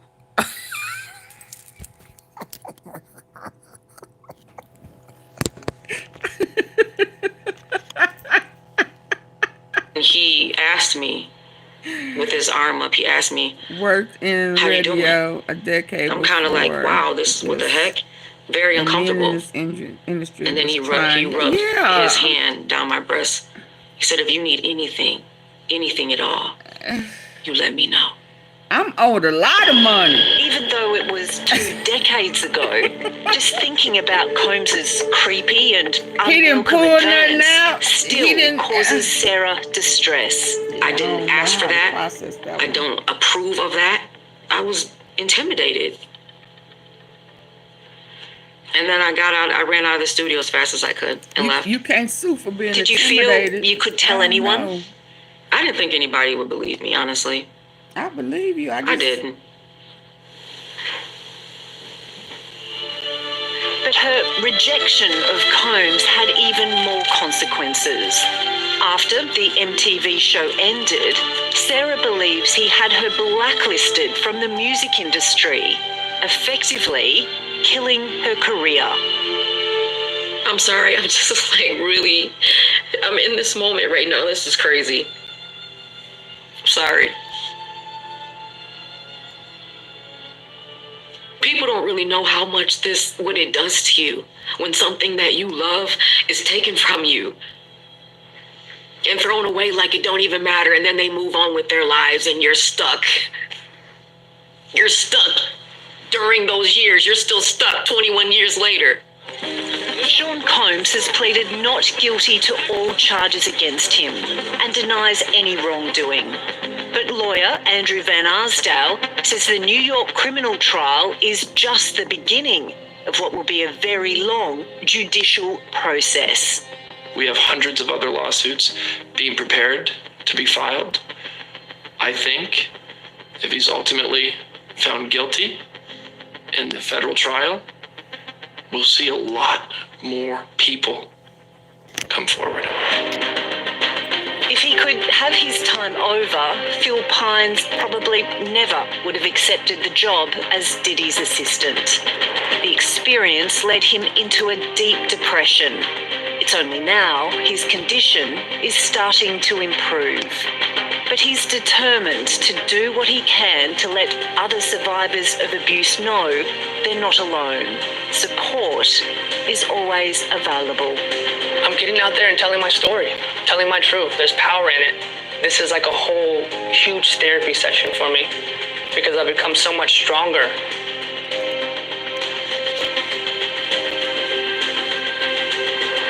Shout out to you. Because it's tough. But the first step is to come forward, talk to somebody about it, get help. Sean Diddy Combs, he's one of the most charismatic individuals you'll ever meet. But there's another side to him. It's a very, very dark side. And I had to experience that for 2 years. And I'm hoping that no one else moving forward has to experience what I've experienced. What does justice look like? Jail time. Everyone has their day. And he has to pay for that. Okay, y'all, let's get to the next one. If you or anyone you know is a victim. Let's get to the next one. Ooh-wee, man. Ooh-wee, man. Before I get to that one, this one just popped up. Let's see what he talking about. Let's go. Shout out to the dialogue. Escort named the Punisher. He testified that he was hired by Diddy and Cassie. And he testified that when he'll be in the room having relations with Cassie, Diddy, he'll be watching. How you feel about that? Oh, he's so funny. Oh, my God. I don't know. How I supposed to feel about it, bruh? Listen here, bruh. This guy, the Punisher, right? First of all, me and my people know them because she used to tutor, Miss Pleasant used to tutor him when he was in high school. Oh, he know the Punisher. She used to tutor him when she was in high school. She used to tutor him math when he was in high school, Miss Pleasant did. And she was telling me about the dude. She said, ooh, I got to get him on my show. I said, yeah, you do. So this is what happened too. And I don't know if it's in that part. It's a new take on the dog toy. Oh, Lord, folks be knowing, folks. Like pre-freeze treats using home. If it's in that part. Diddy and Cassie came, they had masquerade masks on. And Diddy came in with a handkerchief. So all you would see is his eyes. You didn't see, his face. So he sat back and he masturbated while he told the dude what to do to his person that he was going to call his girl, his woman. Now, the way the prosecution was doing is that Diddy, they trying to paint it like, yo, she was an employee, basically, because she wasn't his woman because he had Young Miami, he had... True. She didn't know it, though. He had Gina, you know what I'm saying? He had a lot of women. So which one is your girl? Which one you love? Well, I love all of them. You know what I'm saying? I'm with all of them. Okay, if that's what they getting now and they doing. So he is trying to paint the picture like this is his girl, and the Punisher was being directed by Diddy while he was doing the stuff to punish Cassie. Now, okay. he could not look at Diddy, and as they go on in that whole scene and stuff like that, Diddy gets mad at him because Diddy tried to look him in the eye, or he tried to look Diddy in the eye, something like that. I am so when he sorry. was doing Cassie, and Cassie was doing Diddy. It was some crazy stuff like that, man. But I don't. Can we get back to the trial? Because that's in their sexual acts and what they doing, I bro. am so All this sorry, is so Lori. perverted. I'm sorry to hear that. I'm glad she made it out. And yeah, I think they need to change those laws. Yeah. I am so sorry. Yeah. I hope she heals. Lord bless her. And people, I don't know if they really want to hear that, and if they do want to hear that, bro, it's just crazy. Or he tried to look Diddy in the eye or something like that when he was doing Cassie, and Cassie was doing Diddy. It was some crazy stuff like that, man. But I don't. Can we get back to the trial? Because that's in their sexual acts and what they doing, bro. All this shit is so perverted, and people, I don't know if they really want to hear that, and if they do want to hear that, bro, it's just crazy to me, because here it is that this mind that he has, and this perverted mind that he do all this shit. I'm trying to wonder where this kid get this from. Is this some kind of learned behavior when he was a kid? Because you know his mama used to have those sex parties. His mama used to have those, and he used to see this and see some of this stuff. So is this him acting out his childhood fantasies that he saw back when he was a kid, or what? I don't know, bro. I told y'all she looked like she used to be a madam. I told y'all that. I don't even want to talk about it. He was missing. That's wild, man. So Diddy, he'll be on the side with a mask on, jacking off while the dude smashing his girl. You still going at it? I ain't hear about that. I ain't hear about the mask. Yeah, bro. I'm hearing about that. Yeah, that's in some of the testimony. He'll have a mask on, directing the Punisher, directing Jonathan Odie, directing a lot of those guys. But I knew they had to know something when he started saying, take that, take that, take that. Bad boy, come out and play. They had to know who this nigga was. They had to know who this nigga was, bro. When he started saying, Cassie, take that, take that. They had to know something, man. Yeah, and the guy also testified that he was having issues performing because, you know, Puffy, he'll be in the room watching. Well, he wasn't a real performer, was he? You know, like, I don't know. I don't want to be in no room with no other men if I'm having sex either. But he knew that he was being paid to come up there to perform. No, he didn't. He was a stripper. Nope. When they called him on whatever they called him. First time they called him, no, Gene. They lied and said that they was having a bachelorette party. And when they got there, they, nope, we're going to get it right. They act like they needed him to strip for a party. And when he got there, they said it's not a party. They got a fantasy. Her dude a freak. He not gay, but he want, you know, yeah. And then they propositioned him, and he took the proposition. But that is not why what they initially went up there for. He went to strip the Punisher. More, they said what? Yo, they said that they were using what? What's that app that's real cheap that you could? Crazy. Yo, man, you gotta help me. They was using that bootleg app. What was the name of it? It's like a dating app? It wasn't a dating app. It's a regular app. Hey, man. It's an app like Craigslist. I don't know. Craigslist. They was getting strippers off of Craigslist, man. They said what? they was these multi-millionaire is having her getting strippers off of Craigslist. They wasn't even going. He wanted to make this sure all of them did something illegal. Backstage. And they used to get the girls off that joint back in the day. But they done resorted to Craigslist?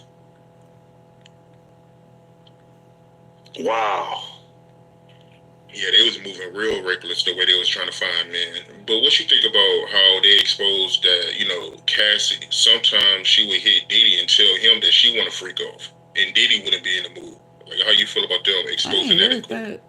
My man, when you get addicted to something. He didn't do that right. He didn't say that right. That is not what she said. Oh, man, that is not what she said. She said that she wanted a freak off with just her and him. She wanted it to be her and her man. And he said, are you crazy? Are you finna stress me out with this? That's two totally different things. She didn't want to do it with all of them slaves. She wanted to freak her man. And he said no. Get it right. Art of dialogue. Get it right. Addicted to something. And you become, whereas that you have to have, you have an appetite for things. Maybe she needed her drugs, and that's the only way she could get her drugs. Maybe she knew that's what he liked.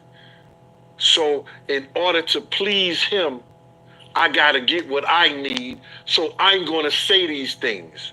That's why they brought the psychologist in, for the federal government brought the psychologist in and say, yo, she's gonna ask to do some of this stuff because that's like the Stockholm syndrome, whereas that somebody kidnapped somebody and be putting them and beating them, and now they start loving this person. That is true. She was loving the guy.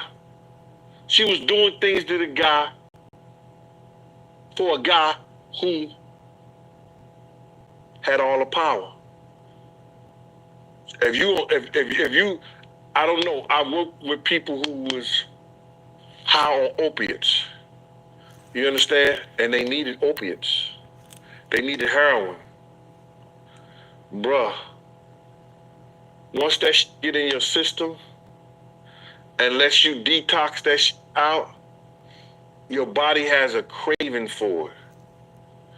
I know people say they shot heroin up for the first time, and now they need it for the rest of their life unless they get it off of it, get it kicked out of it, use Suboxone, use all kinds of to get off that shit. Some of those drugs, once they get in your system, it's Pandora's box. You don't know what you open your life and your world up to. And that happened to Cassie.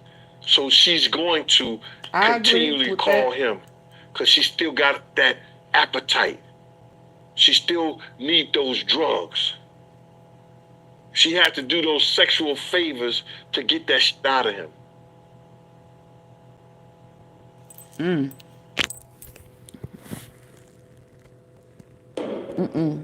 Hold on, let me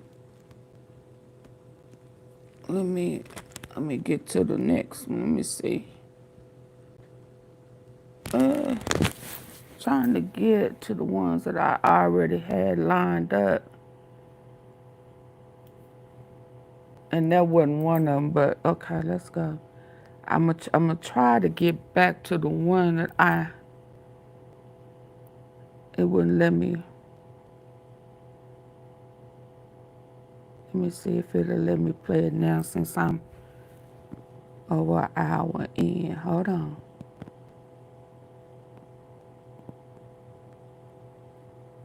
Oh, yeah, that's that baby girl.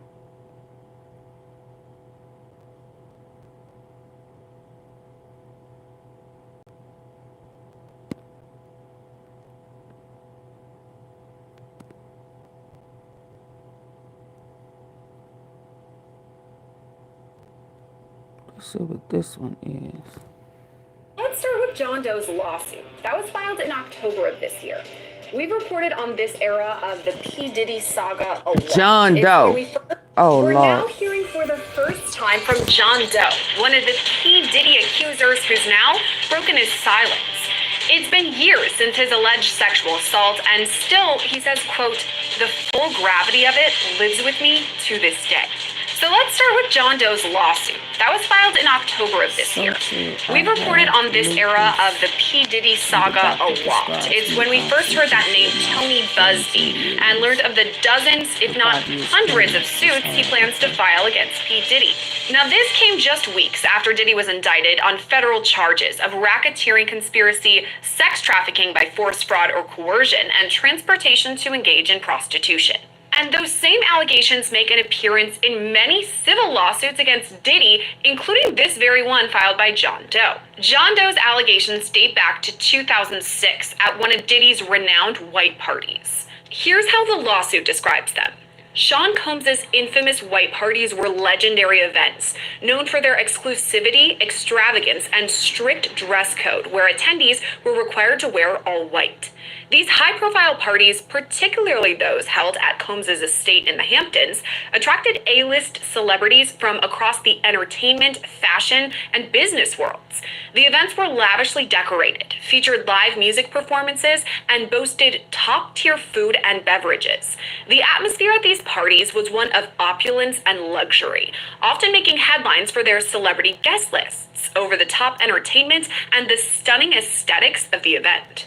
John Doe says the assault happened back in 2006 when he was employed by a security firm, Mass Security, where he provided security services for nightclubs and private events. In August of that year, plaintiff accepted a last-minute job at Combs' East Hampton property, which he believed was hosting an exclusive white party for a large, affluent crowd. Plaintiff noted that the guests arrived in luxury vehicles, and many appeared to be executives. When babies with cow's milk protein allergy feel the relief, Have I heard this one? Have y'all heard this before? In luxury vehicles, and many appeared to be executives.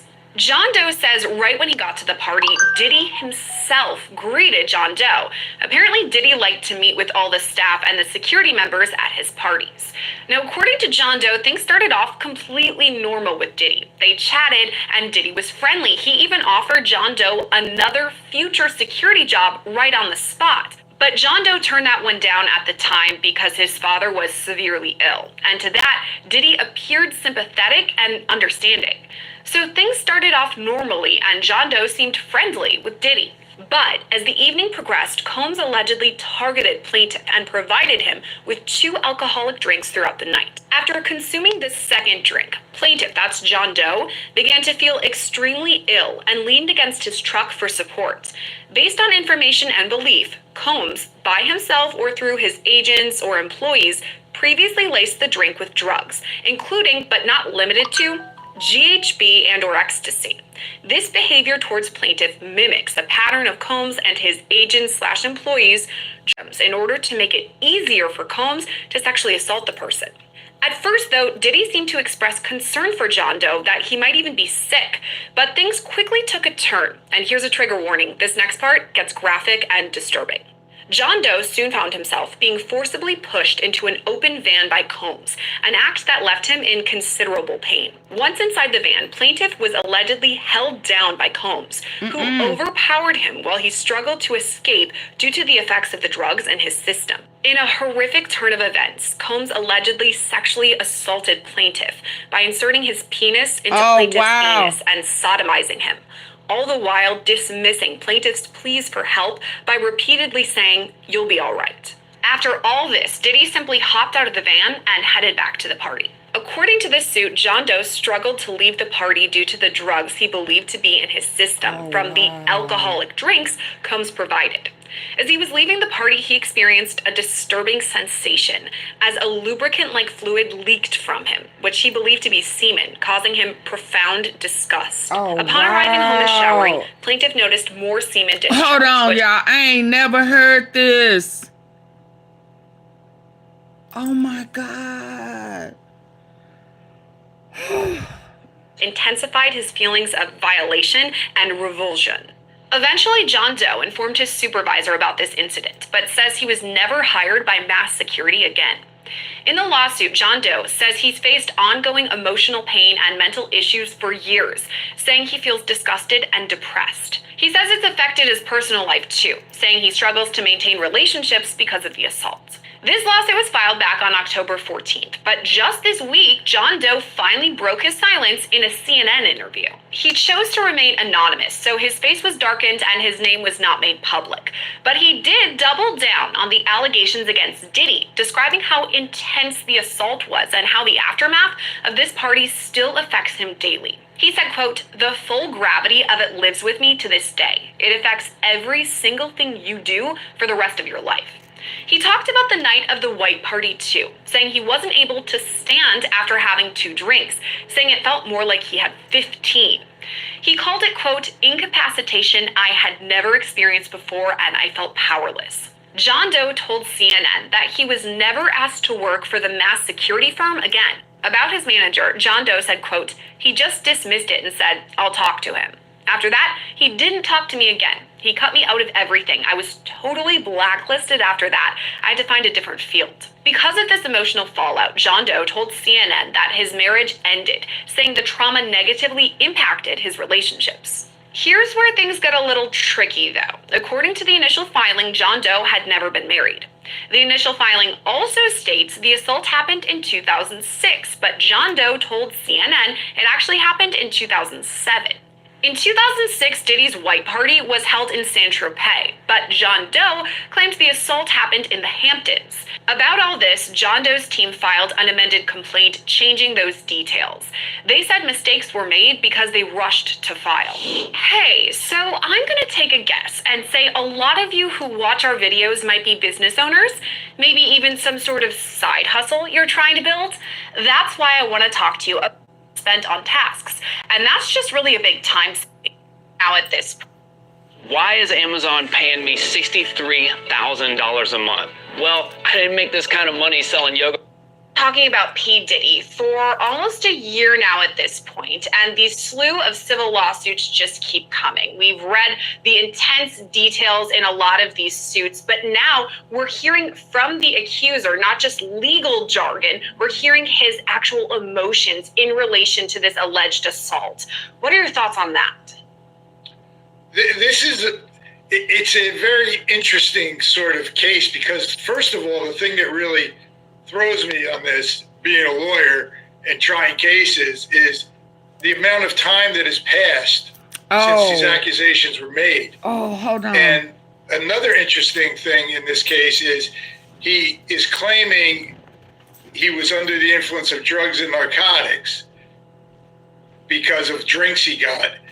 And that would absolutely be a question at trial as to, especially something that happened, what is it now, 17 years ago?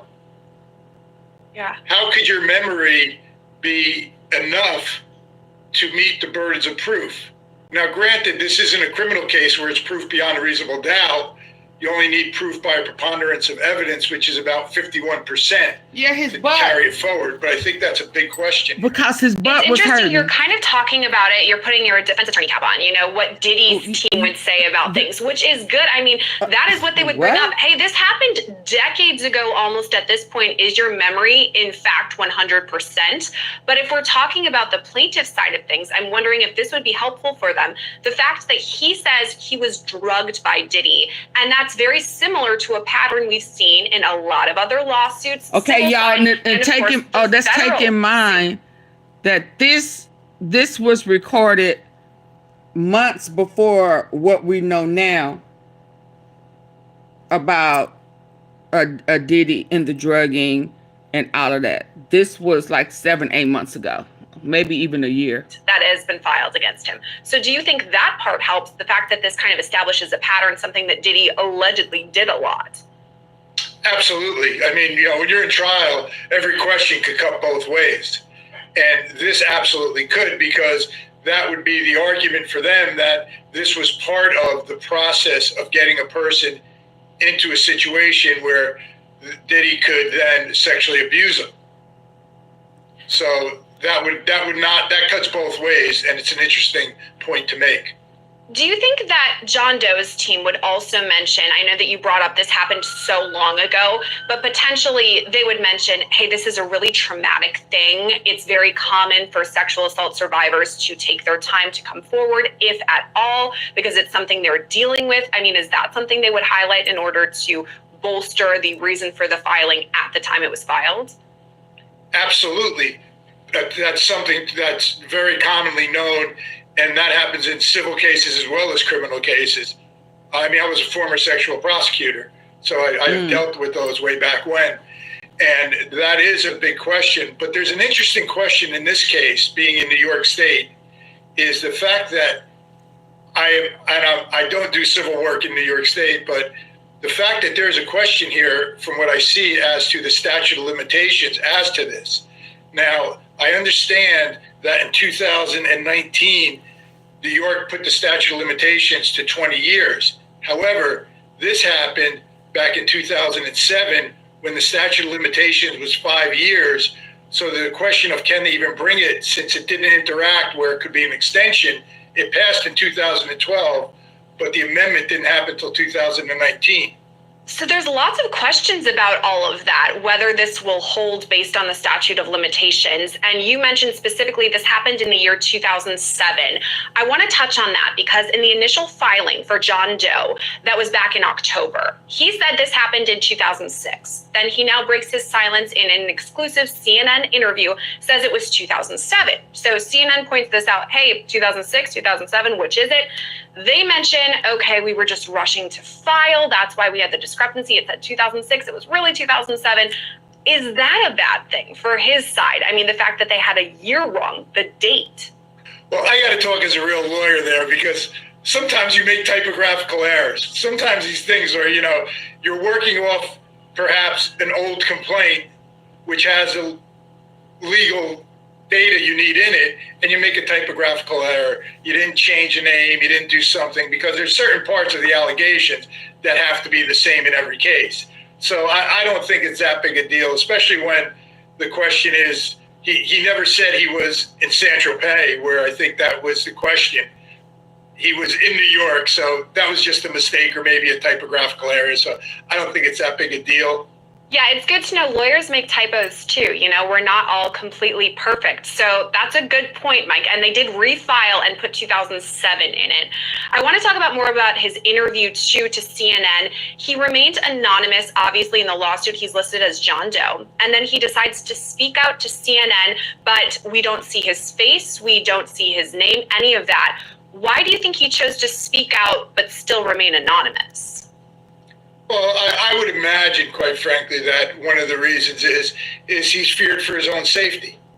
He doesn't know. I mean, P. Diddy is a famous person. People are following this. There's people watching our show. There's people very familiar with this. And so I would assume that he doesn't want to be someone who, if he goes out to dinner somewhere, somebody says, oh, that's that guy we saw on CNN, and, harass him and things of that nature. So I think that's very understandable.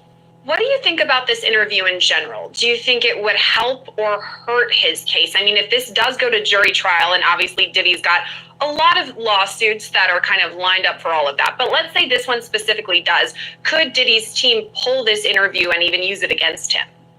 Absolutely. I'm not a big fan of going and having my clients go on TV and be interviewed and things of that nature. Number one is that's really not admissible in court, unless it becomes some sort of inconsistency or something of that matter. And also, you've got to be careful, because jurors are going to be asked, how are you familiar with this case? And is that familiarity with that case going to make you prejudicial in your decisions here? So if you saw that, I would think they would ask any lawyer would ask the judge to dismiss that person from the jury because they have a preconceived notion and they're supposed to start from square one to be fair and be basically like the first time I'm hearing this case is in the jury box. And that's a problem with that. Yeah, that's definitely something tricky, something to think about in regards to doing these very public interviews. I mean, on CNN, we're talking about it. So people all over are kind of touching on it. But for the other side of things, for John Doe himself, I'm wondering if it was helpful in the way of he was describing how this affected his life. He said he's had to deal with the emotional and traumatic stress of it ever since this happened. He said something I want to read. He wrote, quote, "I was screaming, telling him to stop. It was incapacitation I had never experienced before, and I felt powerless." So if the jury is in fact hearing this interview, let's just say, do you think that's helpful, showing him the emotional side of things? Well, it could be helpful for his case, but it could be prejudicial for P. Diddy's defense in the case, where then it will become an issue in jury selection. This brilliant device keeps your home cool in summer, even during heat waves and power outages. It's smaller than a lunchbox, cools any... Okay, so a lot of that is speculation anyway. We'll see what happens if this eventually does go to jury trial. Just talking about what he said, though, in this interview, do you think if he was to go on the stand, do you think that would be helpful for his team? It could be, as long as he's consistent with the testimony on the stand, as he said in the interview. That interview, though, did seem to have a lot of generalization, not too much specific things being said. And quite frankly, it's difficult to be specific about something that happened 17 years ago. It's interesting when we're talking P. Diddy, because right now today we're talking about civil cases. And for the bulk of the time we've been covering Diddy, it's been civil because it took quite a while for those criminal charges to be filed. But we do have the criminal side of things too. Obviously, that's kind of taking priority to all of these civil allegations. But something I ask every time is, do you think that the prosecution, the U.S. government, could call on some of these accusers, John Doe, this specific John Doe, for instance, or other Jane Does, or even ones who have made their names public, to testify in the criminal case against him? Absolutely. These would be people that they would, even if they don't call them to testify, they would definitely be people they'd want to interview in preparation for their trial to make sure that everything they have in their proofs is consistent with what they believe it to be. And if these people back it up or show that there's something incorrect, I think they actually have an obligation to do that, to make sure they're on the right path in prosecuting P. Diddy. And if we're talking about the sheer number of accusers there have been, it's honestly almost hard to keep up with the number of lawsuits that have been filed. It seems like weekly we're getting more and more. Apparently there are hundreds, if not thousands, of people who allege that they have been accused by have been assaulted rather by P. Diddy. So with that in mind, how is P. Diddy's team dealing with that? Obviously, the criminal side of things is going to kind of take precedence, but what about the overwhelming number of civil suits they're also facing? Well, one of the interesting things about it and I hope I'm correct in this, is almost all the people in the civil suits are represented by the same lawyer. And that's a little unusual to me. It'll be interesting how P. Diddy will be, his representation will be looking at that to see, is there something here that is basically just trying to get numbers so we look like we're more credible, yet these people are all from the same place. So I think that's an interesting issue, and it's something unusual to me in my experience. I haven't seen that many people represented by the same firm in a civil case. How does all of that play into the criminal side of things? Because you're right, Tony Busby is... Hold on, so let me go to the next one. I'm on a It's being reported that I'm on a time.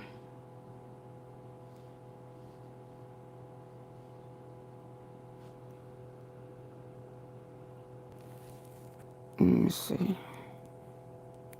See if I've gotten, yeah, no, I gotta get ready to go. Hold on. And I'm trying to get to, okay, but let's see what this one, because this says 16. Still dealing with pawn problems? You don't have to figure it out alone. The Pawn Guy offers free, personal. people from all over the country have been reached. The wall of silence has now been broken, and victims are coming forward. A Texas lawyer promised that more than 100 lawsuits were coming down the pike for Sean Diddy Combs, and now he is starting to fulfill that promise. Tony Busby filed several complaints on behalf of 6 alleged Diddy victims on Monday, and the one is victim 16-year-old. in one of those suits says he was just 16 years old when he claims he was groped during one of Diddy's infamous white parties. We've got the latest on these new, disturbing allegations of sexual assault. Welcome to Sidebar, presented by Law and Crime. Jesse Weber. As 54-year-old Sean Diddy Combs sits behind bars in Brooklyn, New York on federal sex crimes charges, people from all over the country have been reaching out to Texas attorney Tony Busby to put their claims against the rapper on the record. Now, at the beginning of this month, Busby announced that his firm had gotten thousands of phone calls with stories of sexual assault and mistreatment, and that he vetted more than 100 cases that they believed they could take to civil court. Now, during his news conference, Busby emphasized that Combs' alleged victim pool was vast, covering different ages and genders and races and locations. You should know, in this group, it is evenly divided between males and females. There are 60 males and 60 females who have joined us to pursue these claims as plaintiffs. In this group, 62% identify as African American, 30% are white, and the remainder are Hispanic or Asian. The victims are from more than 25 states. The majority are from California, New York, Georgia, and Florida. Our youngest victim at the time of the occurrence was 9 years old. We have an individual who was 14 years old. We have one who was 15. 25 of the 120 individuals who are plaintiffs in these cases were minors at the time of the acts complained of. Most of these events and incidents occurred at parties, typically after parties, or album release parties, New Year's Eve parties, 4th of July parties, something they called a puppy party, the all-white party, although several of these events occurred at auditions. Many times, especially young people wanting to break into the industry, were coerced into this type of conduct in the promise of being made a star, or in the promise of having Sean Combs listen to their tape or even let them read for Sean Combs. What a story, right? I'm not going to lie to you. Sometimes what we cover here on Sidebar can be a lot to take in. And that's why I always like to just take a minute to talk about something else, something positive. And one of the things that I really love to tell you guys is I love to talk to you about our sponsor, Upside. This is an awesome product. So Upside is a free app that helps you get cash back when you buy gas, groceries, food. This is real cash back. It's money that appears in your Upside app that you can then transfer straight into your bank account. It is so easy to use here. I used Upside to find a gas station. You can check it out. Now, Sean Combs is, of course, a Grammy-winning music producer, rapper, behind the record label Bad Boy Entertainment, the Sean John clothing label. He's been a staple in entertainment and music for years. But now, anytime you mention his name, really what it comes back to is that he is an indicted defendant in New York. He's an accused sexual predator. He's been charged with racketeering conspiracy, sex trafficking, transportation to engage in prostitution. Prosecutors allege that Combs used his power, his money, his influence to force employees, commercial sex workers, even unsuspecting women to facilitate and or participate in the now infamous freak-offs, described as hours-long sex performances that were usually recorded without the people's consent or knowledge and propelled by illegal drug use.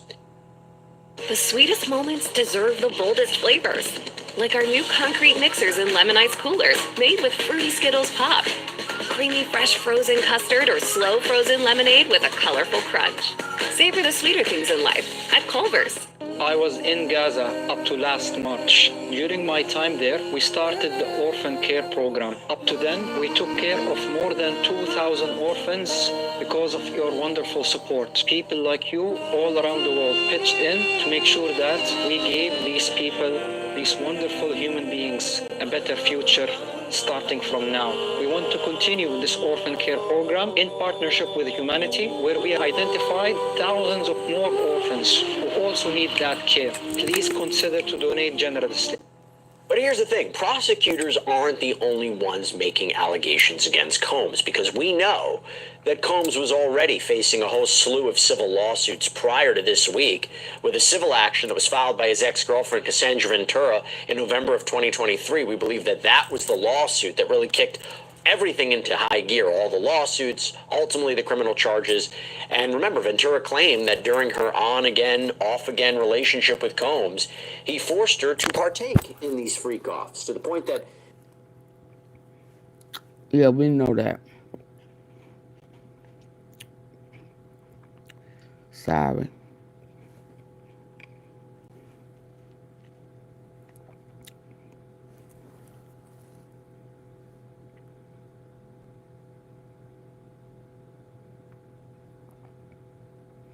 So Diddy and Farnsworth Bentley hit with an insane lawsuit. Do we believe this? Right. I mean, at this point, it's basically an everyday occurrence. But this time, somebody else is actually being name dropped with Diddy in this lawsuit, and that person is Farnsworth Bentley, whose real name is Derek Watkins. This lawsuit comes right in the middle of Diddy's federal trial and adds to his recent legal troubles, which, I mean, if you ask me, his situation is already bad. For things like this to continue to come out just makes it worse. So Farnsworth Bentley is Diddy's former right-hand man. He was Diddy's former personal assistant, his valet driver, and hype man in the early 2000s. Some of y'all actually may recognize Farnsworth for being the guy that frequently carries the umbrella for Diddy, right? Or you may have seen him in videos and photos opening car doors for Diddy. Now, Farnsworth basically has become famous and like a meme for playing the gentleman's gentleman. He wears the suits with the bow ties. He's college educated. He's a creative director, but Diddy turned him into a satirical symbol of quote unquote uptown sophistication, right? And throughout the years, Farnsworth Bentley has basically played this goofy character. I guess when I moved to New York, obviously I stood out dressing like this, you know, in a lot of the hip hop clubs and things. And, you know, literally one day he came up to me. He was like, you know, I really want you to work on my fall wardrobe. So I exchanged information with him, a very important two-way number. And now knowing how his schedule is, it was very difficult to get with him, actually. So during his trial, we sent him a lot of, you know, spiritual verses just to kind of support him. And then one day, I left the restaurant. I was working as a maitre d' for 11 Madison Park, a fantastic restaurant in New York City. And I said, you remember the guy from New York City that traveled to... You remember the guy from Howard that traveled to New York City to intern with Andre Harrell? I'm that guy in 2001. Please, I need a job. And I started, he said, come to 1396 3rd Avenue on this two-way, and I literally raced. Oh, so he know. There goes somebody who needed him. That day, and the rest is history. But with this new lawsuit, it seems that maybe Farnsworth Bentley's involvement in everything Diddy might be deeper, darker, and more sinister than everybody thought. He's been accused in the past by multiple people of being a thief. People have claimed that he has stole from them. I'm gonna tell you, I just watched a video last night that said why Farnsworth Bentley was fired from Diddy's service. Do y'all want to know why? Yeah, why? They said that he was a thief. That nigga right there, bruh, don't lay nothing down around him. Don't lay nothing down around dude right there. Dog, Jennifer Lopez had these boots, they cost $5,000. She wanted these boots so bad, she was mad.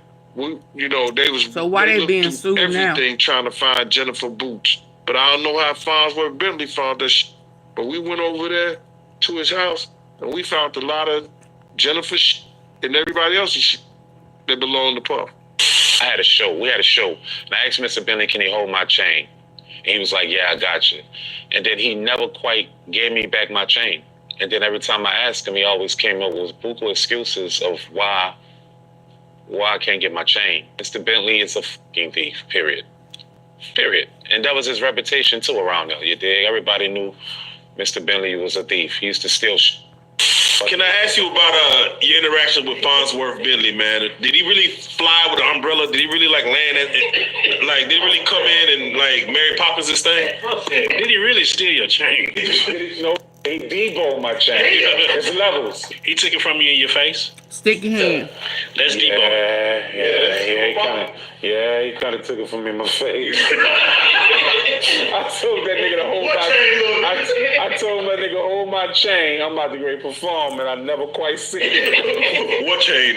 So we have heard things about Farnsworth Bentley throughout the years that has kind of showed a stark contrast between his goofy persona and this more serious, possibly even a criminal side to him. And today it looks like we might be getting a look into that whole connection, right? Because on May 23rd, this guy named Randy Dwayne Pittman filed a lawsuit against Sean Diddy Combs and Derek Farnsworth Bentley Watkins, claiming that these two are responsible for sexual assault and battery, drugging and endangering people, inflicting emotional distress intentionally, civil rights violations, negligence, basically a whole list of terrible things. And like I said, this comes right in the middle of Diddy's federal trial, where he is being charged criminally. And over the weekend, we've been on break from that trial. I've been covering it on my channel. But just because the trial is on pause because of the holiday doesn't mean that this civil stuff is on pause for the holiday. People are still filing lawsuits against Diddy pretty much daily. This lawsuit is being filed 22 years after the alleged events took place. So let's take a look at that lawsuit. And it says, comes now, Randy Dwayne Pittman, hereafter referred to as Mr. Pittman, proceeding pro se. That means that he is representing himself. I know that Tony Busby has been the person behind a lot of these civil lawsuits that have been brought against Diddy. This one ain't got nothing to do with Tony Busby. This guy is representing himself. And it says he brings this complaint against Sean John Combs, professionally known as Diddy, and Derek Watkins, professionally known as Farnsworth Bentley, and represents unto this honorable court as follows. And this was filed in the Northern District of Georgia, so that's the court that this was filed in. And it says this is a civil action for damages arising from the violent R-word, sexual assault, drugging, and battery of Mr. Pittman and two minor females on or about May 23rd, 2003 at a hotel in Atlanta, Georgia. So he's claiming that he was assaulted, and so were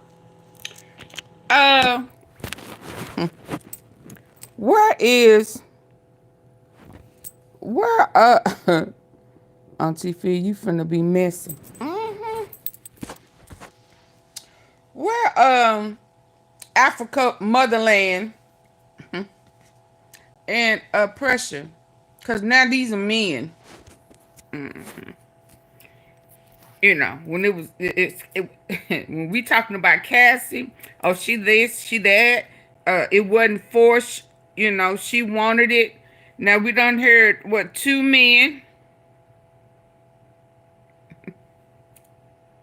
a security guard, you know, they talking about leaking. He was leaking for hours after he let go of him. Now, again, I tried to tell y'all, he don't want to do shit with Cassie. That's why he want the big D men.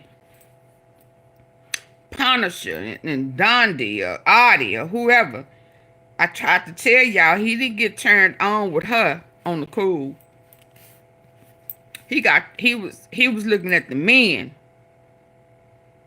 When he threw that money on that bed and said, I like this shit. God damn. He's saying that, whoo, my thing ain't, whoo. It normally is a tootsie roll. Shit, it kind of grew watching him up you. Y'all know I ain't no good. But where they at? What they got to say about these lawsuits that's coming from men? One is recent, it's 2 days ago.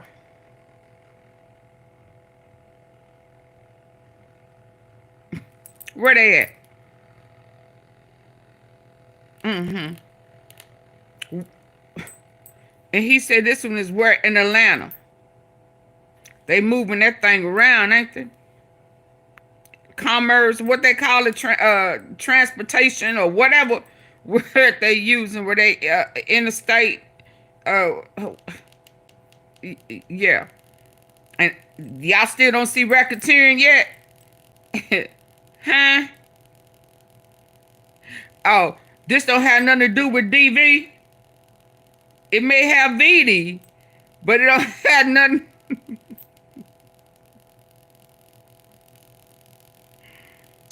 shouldn't have said that, shouldn't I?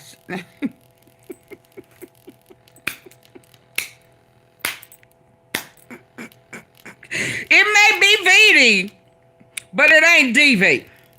So now what? They ain't follow up in here this time, but I'll be back tonight because I gotta hurry up and get off. I gotta go eat, and then yeah. It ain't DV. It's VD.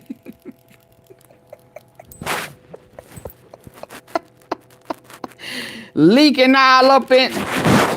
Perpetrated by defendants Sean Combs and Derek Watkins following a Shine John promotional fashion show held at Lenox Square Mall. Plaintiff seeks compensatory and punitive damages for physical injuries, emotional distress, and other damages resulting from the defendant's unlawful conduct. It then sets out the jurisdiction, why this is being filed in the Northern District of Georgia. We ain't really got to read it. It says parties to complaint. Plaintiff Randy Dwayne Pittman is an adult individual currently residing in the state of Georgia. At the time of the events described hereon, Mr. Pittman was employed by a talent agency called Options Talent that is based in Atlanta, Georgia. Defendant Sean Combs, professionally known as Diddy, is a prominent music producer, entrepreneur, and public figure. Emergencies can strike at any time. That's why it's crucial to be prepared. Create a Defendant Sean Combs, professionally known as Diddy, is a prominent music producer, entrepreneur, and public figure who, upon information and belief, maintains residence in multiple locations, including New York and California. Combs is the founder of the Shine John lifestyle brand and was promoting the brand at Lenox Square Mall on May 23rd, 2003. Defendant Derek Watkins, professionally known as Farnsworth Bentley, is an entertainer and associate of Shine John Combs who, upon information and belief, maintains residences in multiple locations. Watkins was acting under the direction and on behalf of Diddy during the events described below. It says factual background. On May 23rd, 2003, Mr. Pittman was performing his duties as a talent scout for Options Talent at Lenox Square Mall in Atlanta, Georgia, where a Shine John fashion show was being held. Plaintiff did not work for Shine John, nor was he affiliated with the fashion show. His presence at the event was solely in his capacity as a talent scout for Options Talent. During the event, plaintiff was approached by defendant Derek Watkins, that's Farnsworth Bentley, who inquired about his occupation and asked whether he knew any women who would be interested in attending an after party hosted by Diddy. Farnsworth offered this guy entry to the party on the conditions that he bring female guests along, and plaintiff agreed to attempt to bring guests to the event. Following the fashion show, this guy was introduced to Diddy, who provided him with event credentials and instructed him to act as if he were part of the Shine John team, including taking photographs of Diddy at the event. Diddy and Farnsworth later directed plaintiff to bring two young females who were present at the event to a post-event interview at Rich's department store and then to a hotel party. Plaintiff and the two females, aged 13 and 14, were transported by a hotel by members of Combs' entourage where a party was held and where the assaults occurred. While at the hotel, Diddy and Farnsworth provided plaintiff and the two minor females alcohol and pills described as ecstasy and coerced them into non-consensual sexual acts through intoxication, manipulation, and threats of violence. And this is basically following the same pattern of behavior that we see the prosecution laying out in his federal trial, right? You got to remember, this is civil and none of this is proven. This is just what this guy is claiming Diddy did, but it is on par with what we're hearing the prosecution say Diddy was doing. It says plaintiff alleges that he and two minor females were subjected to sexual assault, battery, and other unlawful acts by Diddy and Farnsworth during the party. As a direct and proximate result of defendant's actions, plaintiff suffered physical injury, severe emotional distress, psychological trauma, and lasting harm. Cause of action, count 1, sexual assault and battery. Defendants, by their acts and omissions, intentionally engaged in unwanted non-consensual sexual acts with the plaintiff, resulting in physical and emotional harm. The conduct of the defendants constituted sexual assault and battery under both federal and state law. As a direct and proximate result of defendant's unlawful conduct, plaintiff suffered physical injury, emotional distress, mental anguish, and other damages. Count 2, drugging and endangerment. Plaintiff incorporates by reference the allegations set forth in paragraph 1 through 21. As fully stated herein, defendants knowingly provided plaintiff with intoxicating substances, including alcohol and ecstasy, to impair his judgment and resistance. The distribution of these substances was intended to facilitate non-consensual acts and to impair the plaintiff's ability to defend himself. As a direct and proximate result, plaintiff experienced severe emotional distress, psychological trauma, and physical harm. And in count 3 is intentional infliction of emotional distress. The defendant's conduct was extreme, outrageous, and beyond the bounds of decency, intentionally inflicting severe emotional distress upon plaintiff. As a direct and proximate result, plaintiff suffers severe emotional trauma, humiliation, and lasting psychological harm. Count 4, civil rights violations. It says plaintiff alleges that the conduct of the defendants violated his civil rights under the federal and state laws, causing deprivation of personal liberty, bodily integrity, and safety. The acts of violence, coercion, and abuse committed by defendants were intentional, malicious, and in direct violation of plaintiff's fundamental rights. As a result, plaintiff suffered substantial harm, both physically and emotionally. Count 5 is negligence and gross negligence. Defendants owed a duty of care to plaintiff to ensure his safety and protection from harm. Defendants breached that duty through willful misconduct, negligence, and gross negligence, resulting in physical and emotional harm to plaintiff. And as a direct and proximate result of this breach, plaintiff suffered substantial damages. And then count 6 is punitive damages. It says defendants acted with malice, oppression, and reckless disregard for plaintiff's rights, justifying an award of punitive damages to punish and deter such conduct in the future. And he is asking for $7.5 million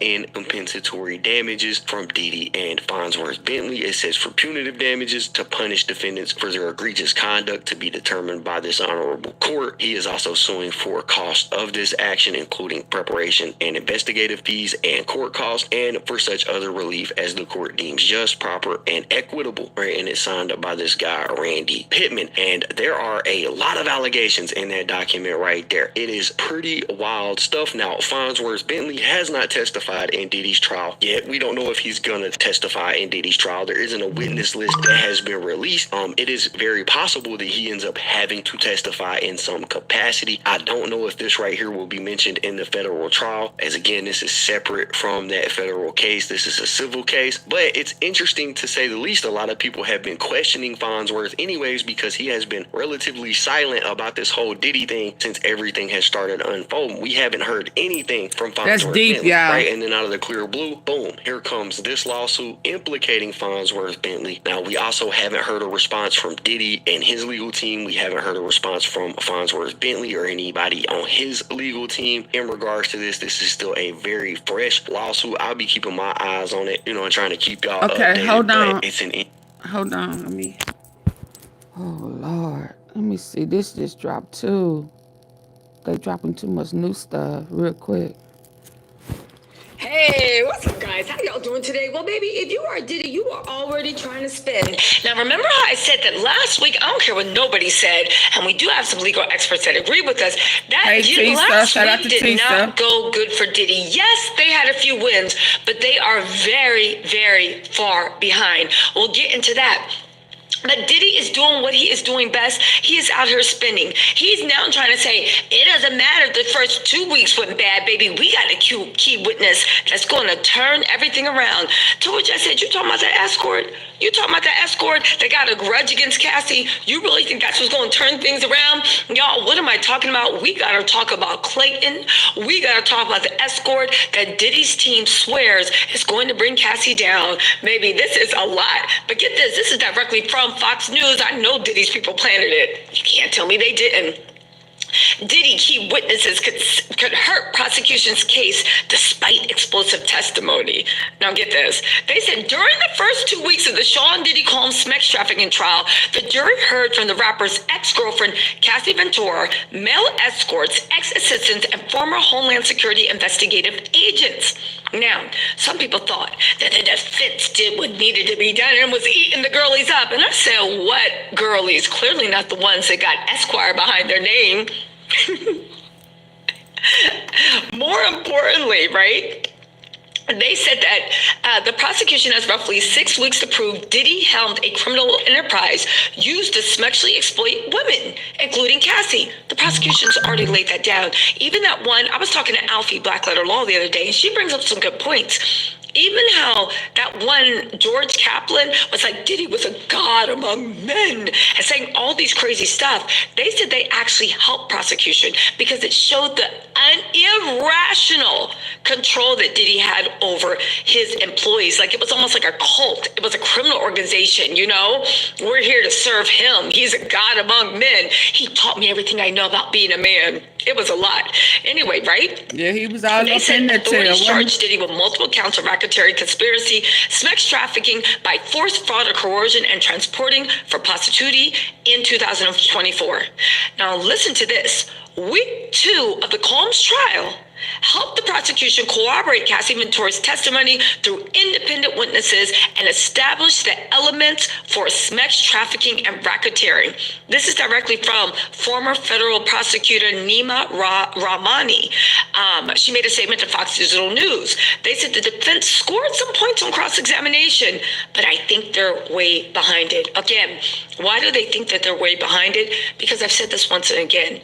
Proving that Cassie might have been a ho-ho-ho, which I don't think she was, but even if you do prove that, okay, like hoes can't be sex trafficking victims. Last time I checked, they were the biggest ones. Proving that Cassie might have played Diddy and KEYGLOCK, okay, but okay. Saying that Diddy was jealous because Cassie may have been cheating on him, and I will stand firm, you cannot cheat on somebody that has hoes. No, if I found out you cheating, then guess what? We two cheaters. If I don't leave you, we two cheaters. And even if you don't get formal notice, we are two cheaters in a full relationship.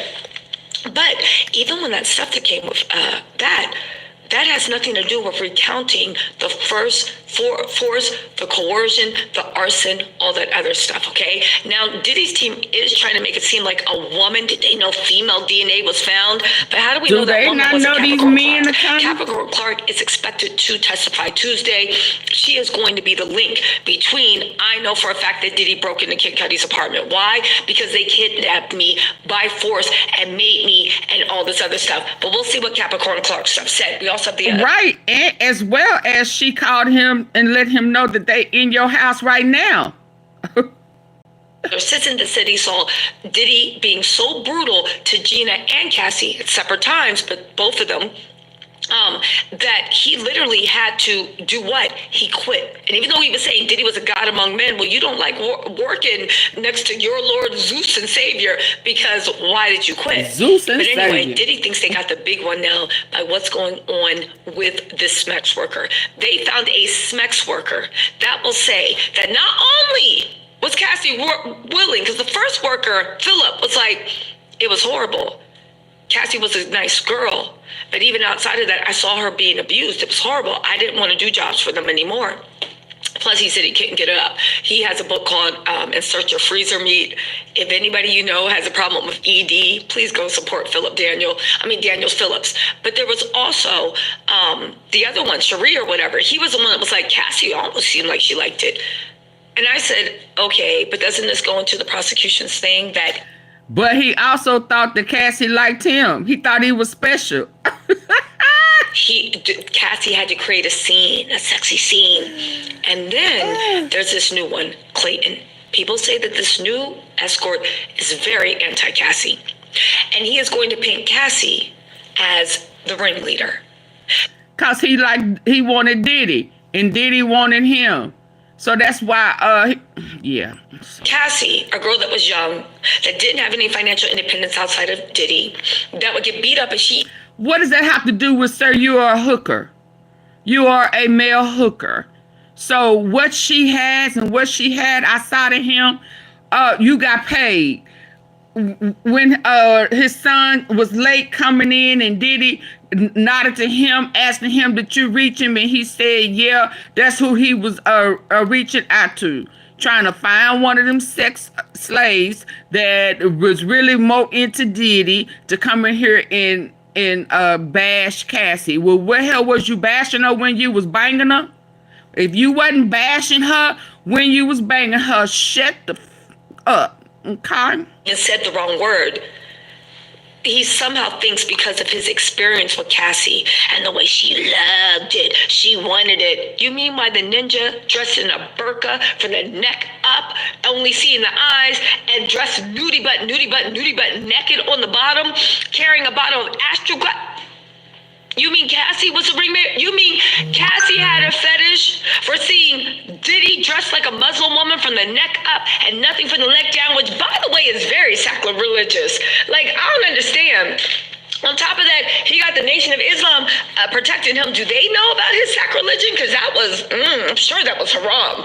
Anyway, right? My whole point of the matter is that it doesn't make any sense. Cassie, the girl that if she opened her mouth would get dragged and beat, she was somehow controlling the master. Cassie, a girl that everybody testified prior to Diddy was not into freak-offs. And after Diddy, did not do freak-offs. Prior to Diddy, was not on drugs. And after Diddy, she has been doing her best to stay clean for her children and also her husband and for herself. And she is clean. Diddy is the one that literally is still Tucci Coochie, whatever you want to call it up. Again, Tucci Coochie. The fact that these people are saying, Cassie's always the one that texted me, but Diddy was the one to tell him to set it up. Cassie was always doing this, but Diddy was the one that instructed everything. I don't think, and I don't understand why men can't understand. Like, are they like 3-year-olds? Do you understand permanence? Do you understand that just because the peekaboo, just because I can't see you does not mean you disappeared. Just because you don't see what was going on Cassie's side of things does not mean that she was enjoying it. It doesn't mean that she was into it. It doesn't mean she wasn't being coerced, controlled, and blackmailed. I don't understand why there are so many people, men and women, that don't believe that by the time somebody hits your body physically. The viral 30-second pink salt trick that melts fat was actually featured on the Today Show. But for those that by the time somebody hits your body physically, you are already in mental chains. Like, I don't understand. It's very, very weird to me, but yet and still it is what it is. In any case, Clayton's going to say I've heard a whole bunch of things that paint Cassie in a negative light, but it's corroborated. But it's not corroborated by anyone. So you were a sex worker. Cassie was always your point of contact. When you were doing it, she was like, "Ooh, yeah, give me more. Okay, but Diddy would beat her if he wouldn't. Diddy bought her for that whole thing. She said even when her and Diddy broke up and she was seeing other people, she was still doing freak-offs because that was her job. That's what she was paid to do. Y'all, listen, I don't know what y'all think are going on, but I just think that this thing, and let's not forget that to get this book that Clayton was, or notes, I don't know, notes, pads, journal, I don't know, that Diddy's team definitely demanded. They trying to say that was a smoking gun because a SMEX worker who only saw Cassie in the capacity that Diddy was there, Diddy directed, Diddy demanded, is now saying for a fact that she was the mastermind and she was all behind it. And if anything, Diddy was a really good guy. They got a bad break. Y'all, listen, I hope that worker knows what he's going to stay on stand because, baby, it is not a good look. In any case, Diddy thinks they're going to come back the last 2 weeks. I do find it interesting to know that the coverage of what Diddy thinks is going to happen, as much as everybody is saying, oh my God, Diddy had a great week. Diddy don't think he had a great week. Diddy is literally hiring agents for federal forfeiture so he don't lose anything. Diddy does not think he had a good week. And Diddy is now talking about he's going to come back in the last 2 weeks. Maybe, you never know. But as of now, you guys rest assured, the prosecution is proving their case. They really are. Sex trafficking. Hold on. Let me see if it will allow me to play this one before I go. I'm 2 hours and 40 minutes in. I gotta go. And I'll be back later. Let me see if it's gonna let me play. Need alcohol, right? Alcohol. To wear and being so incredibly nervous because I had never been in an environment like that in my entire life. She may be on those tapes. So it could be more. So she may be a witness, y'all. Y'all think? Oh Lord, I hope I can keep this in there. I may not be able to. Y'all, please support the platform. Please, because I definitely wanted y'all to see her because she is the one who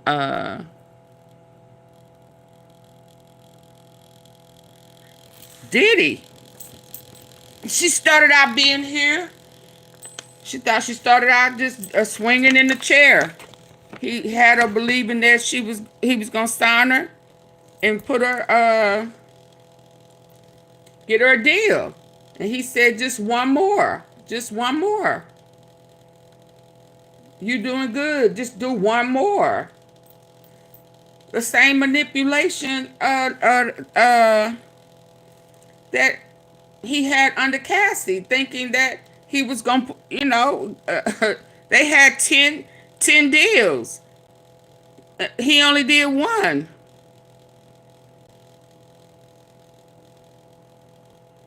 I mean, yeah, he dangled carrots. It's manipulating. Stringing them along. Lying. She said, can I get a deal? He said, just one more. But she is also the one who has danced for, I wouldn't be surprised if she a witness, because she's also the one who told off on a YELLABEEZY, and a Diddy had a house in Oak Cliff. She not from Dallas. With minors. She is the one. Where they trafficking a kid, people in Dallas. And YELLABEEZY has a house with Diddy. Yep. And I'm sure when they raided South Dallas, once Gotti got there and told them where that spot was in South Dallas, I'm sure the feds know about Beezy. Uh-huh. Yeah. Y'all get my likes up. Let me see what else is on. This don't have nothing to do with what he had going on with Cassie, right? So this is not the freak offs. This is not the male escorts, male prostitutes. This is the Wild King nights. So this is the white party after party. No hotel lobby. Yeah, he put the kids out. We heard him put the kids out. You gotta go. She started out swinging in chairs. Then he moved her up and had her sleeping with people she didn't want to sleep with. New research shows ultra-processed foods, fast food, packaged snacks, and frozen meals. Hold on, y'all. Because I don't even know what happened. This happened to my... I don't know if...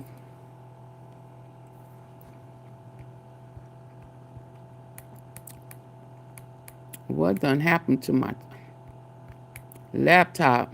But hold on, let me go to this one before I go. Try to get a little of it because I gotta go. I gotta go.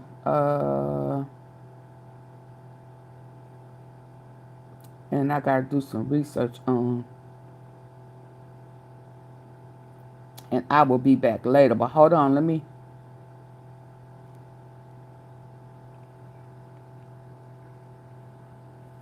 Do I need to reboot? I remember. Hold on. Let me move this, and then I'll read what you said.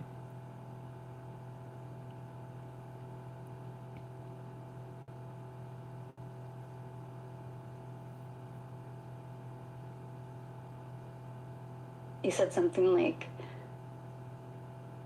my face, so I didn't take him seriously. I just thought, harrowing story. Oh, Lord, Jesus.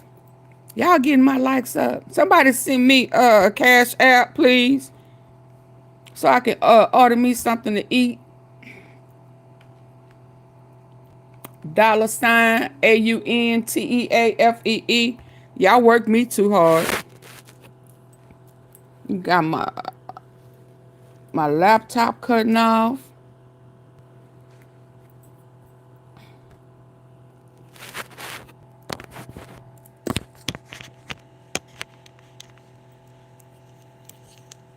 What you say? Who lying? Who lying? Oh, that man. Oh, yeah, he lying. From a young woman who says she was brutally gang raped by Sean Diddy Combs and his entourage. She says it happened one terrifying night back in 2018.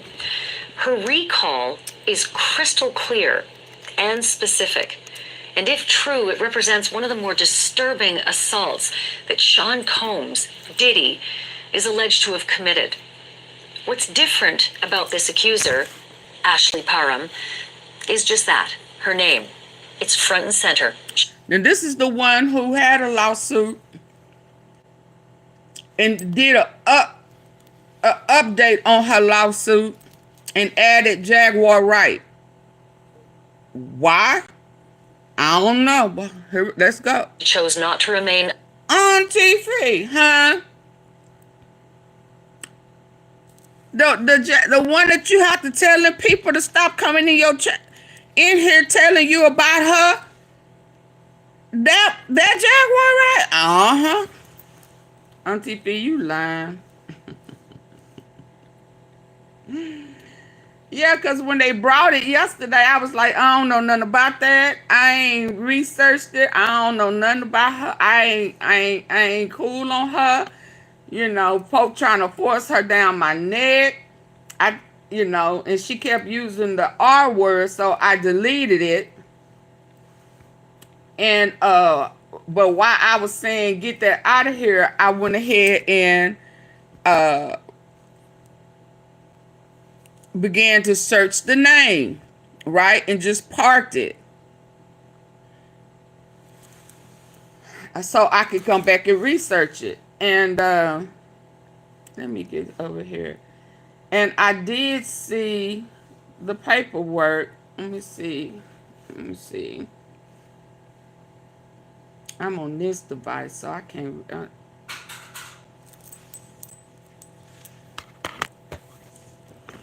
Hold on.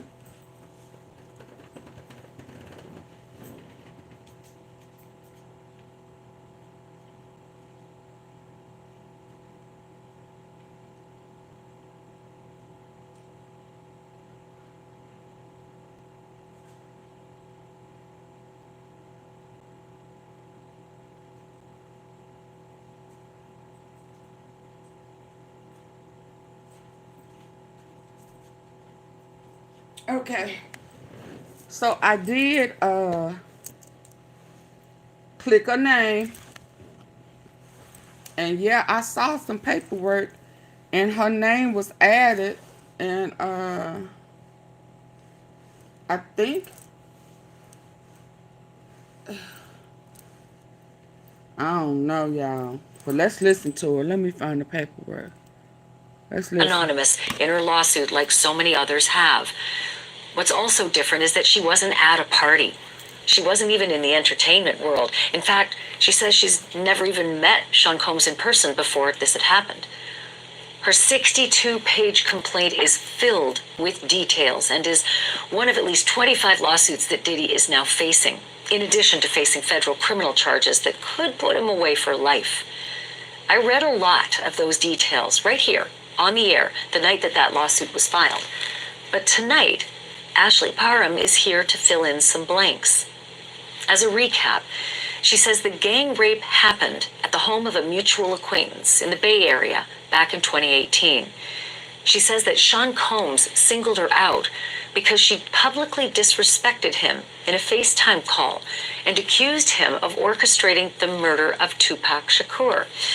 She says that Combs and 3 other men raped her, the other men acting on Diddy's orders. She also claims that members of Combs' entourage stood by, even helped out in the assault. Afterward, she says everybody simply hung around drinking and smoking as though nothing had happened. And even though she was drugged, she says it soon wore off and that scuffles eventually broke out, during which shots were actually fired. She even claims that she slashed at Diddy with a knife. A neighbor heard the ruckus and called the police, but Parham says the officers who showed up from the Contra Costa Sheriff's Department didn't offer to help her. She says she didn't believe they ever even investigated. The department, however, says this, and I quote, "A report was taken on March 23rd, 2018. We take these cases and accusations seriously, and detectives thoroughly investigated the accusations. It was later determined the claims were unfounded." Which brings me to tonight. Months after putting her name on a highly explicit, exhaustively detailed court filing, Ashley Parham has decided to go on national television and answer questions about it. She asked us if we could conceal her face, and we agreed. She also wanted to be joined by her attorney, Ariel Mitchell. Here's our conversation. Ashley and Ariel, thank you very much for doing this. I know this is extremely sensitive. I'll ask the questions best I can, and I'll challenge the best I can, understanding that this is delicate information. With that in mind, Ashley, can you tell me how you first even came into contact and came to know Sean Combs?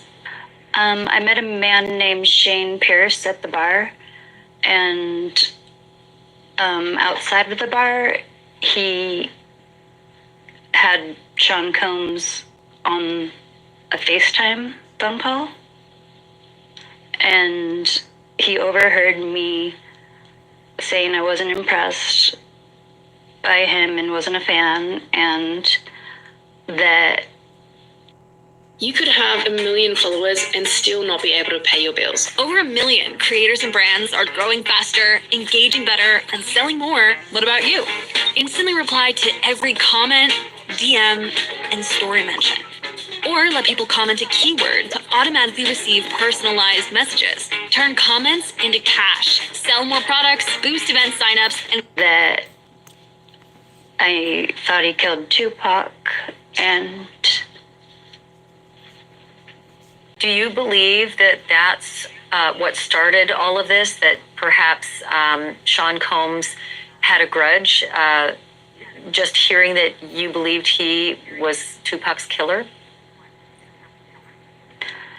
yeah, I think that's what started it, because that's when he threatened me, that he was gonna come after me, and he threatened he was gonna eat my face, so I didn't take him seriously. I just thought he was a bizarre human being. Okay. At what point did you He come said into he was gonna actual eat her physical face. contact? What did Don say? I mean, not Don. Sarah say. He said something. A couple of. Let's go. Did you see him face to face for the first time? What were the circumstances? It was when I'm gonna say Shane this. Pierce had called me. A couple of things she said I've heard before. And I'm going to say that. I have heard it before. But the only reason why I'm listening to it, because, okay, let me be clear. Please, sippers. And I'm not going to be able to be here long, because I'm telling you, I am having issues with my let me say this. I'm listening, and I didn't listen to all of it, but a couple of things that she did say I've heard before. So it's kind of like I've heard it from, just like the eating on the face. Didn't we just hear Dawn say something? Not Dawn, Sarah say something about eating the face, or I'll eat you like he a damn vampire or something. I've heard that before. Now, he may be just repeating some of the same stuff that he say. He may. I don't know. But the reason I am entertaining it, hi, Danny, what's going on, lady? Don't you see we talking? We done been here in 3 hours. You're going to have to hit rewind. We're not going to stop what we talking about, Danny, unless you send a cash app. Or you got to hit rewind. It's real. It's real. Okay, because listen, Because when I did a little research last night, there is a lawsuit, and Jaguar Wright name was added. Hold on, let me.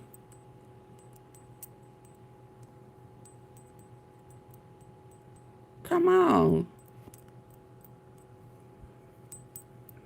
People want too much from AunTeaFee. I ain't gonna even lie.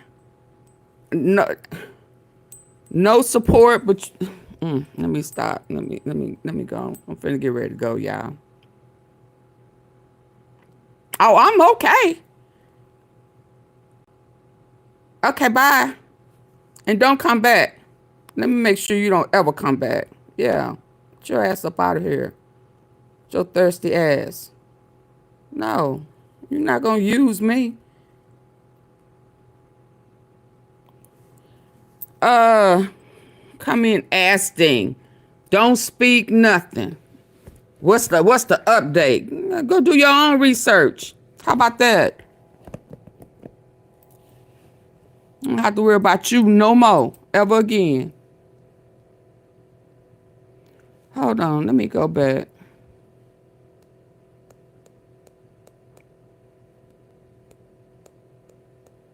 Now you can't even hear rewind.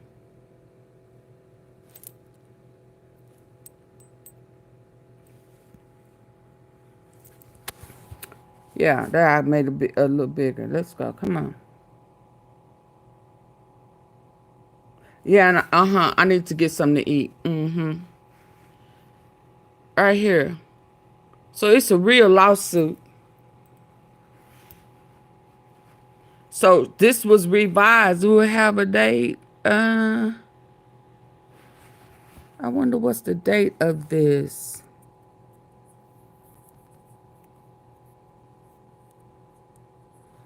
I don't know, but if the original lawsuit did not have her name, then it came back and added her name.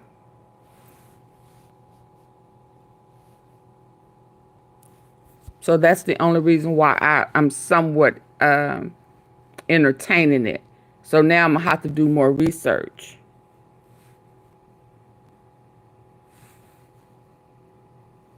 Was a driver.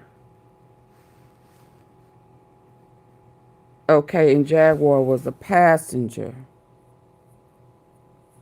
Told the plaintiff.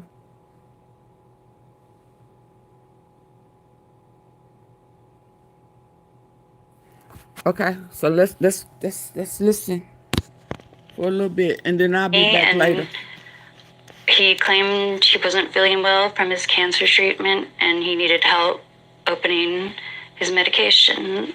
So I went over there to help him out, and it turned out he was just fine, and he didn't need my help. It was weird. He wanted to show me his new car, and he took me on a short drive around the Renda Hills, and then we got back to his little bachelor pad in the house, and he offered me a glass of water, and I drank it, and I started to feel a little bit off. And then I heard a bunch of people coming down the stairs, and it was Sean Combs and a whole bunch of people who just busted in the door and just in a boisterous manner and acting. He said something like, "Bet you didn't think you were ever going to see me," and I was just in complete shock and frozen. And what happened next?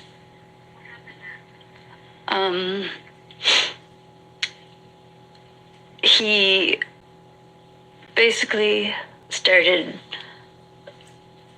threatening me with human trafficking, and that they could take me anywhere and sell me.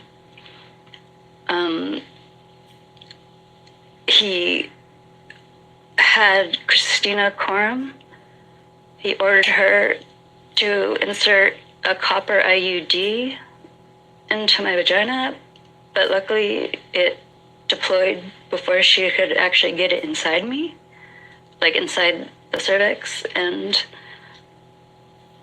that's when Sean Combs got extremely angry, and he grabbed the TV remote and sexually assaulted me vaginally with the remote extremely violently.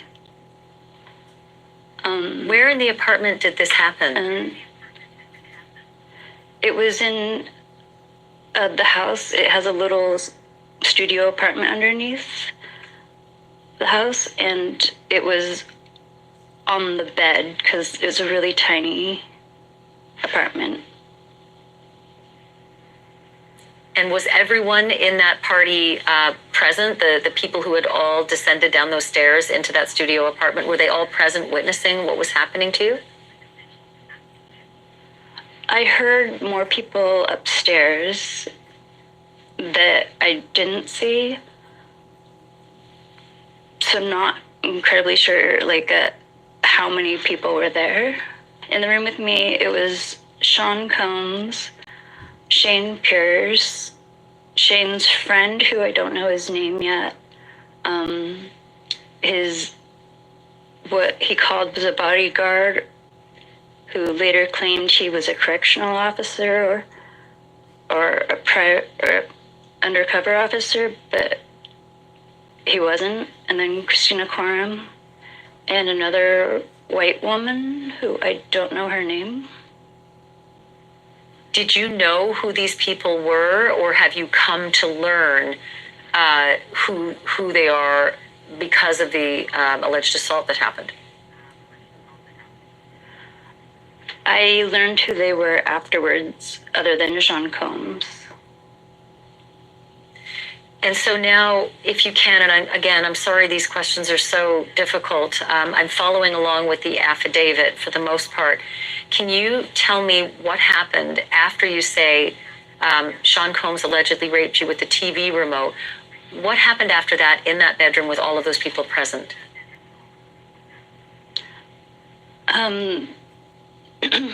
They took turns raping me, and Sean Combs raped me anally.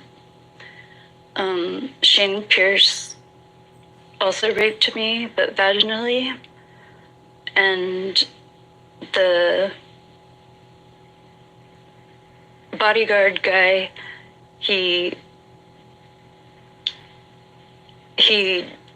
raped me as well while Sean Combs was sitting in a chair naked, filming it and jerking off to watching me being raped. Hey everyone, so I am asking you to please make a contribution to the Democratic National Committee, the DNC. And I know everyone's feeling overwhelmed, rightly, because of the chaos of this president's tariffs, what they're trying to do to slash Social Security, what they are trying to do to dismantle institutions that are the pillars of our democracy, what they are doing to ignore court orders. Sean Combs was masturbating while she said a TV remote. Members of his party were taking turns with you? I learned who they were afterwards, other than Sean Combs. What does Jaguar Right and so have to now, do with this? if you can, and I'm sorry these questions are so difficult. I'm following along with the affidavit for the most part. Can you tell me what happened after you say Sean Combs allegedly raped you with the TV remote? What happened after that in that bedroom with all of those people present?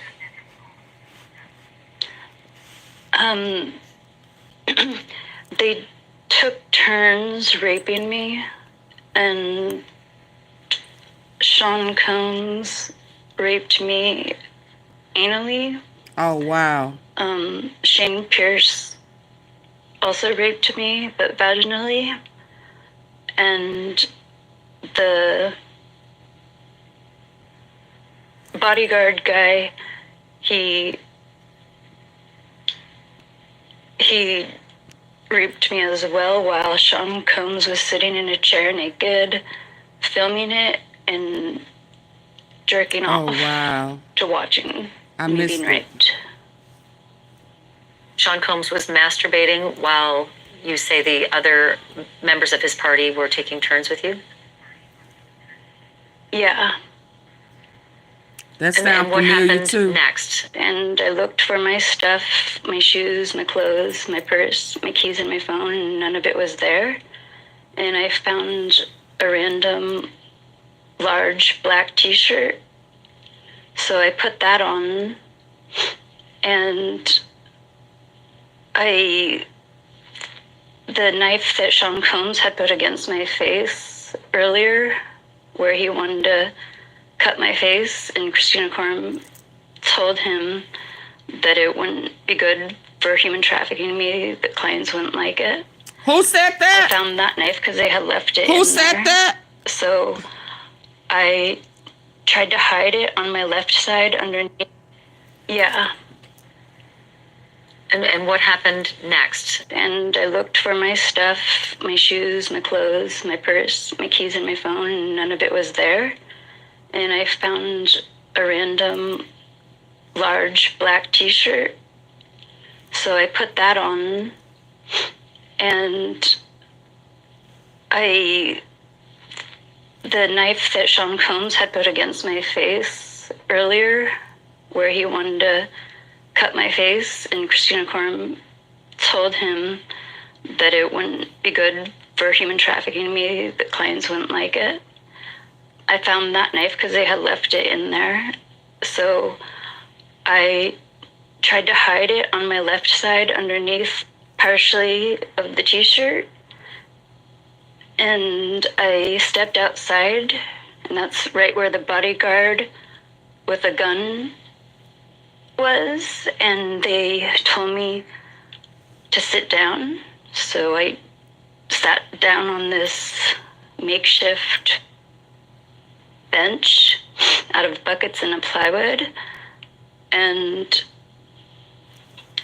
I just had to sit there and just kind of listen to Sean Combs brag about what he did to me, and that he's gotten away with more serious crimes and no one would believe me.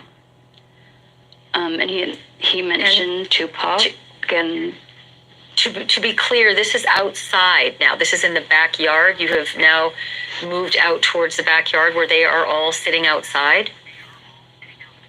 Yeah, they were all in the backyard sitting outside just having fun with each other, like, and they were smoking and drinking like it was just a normal day for them.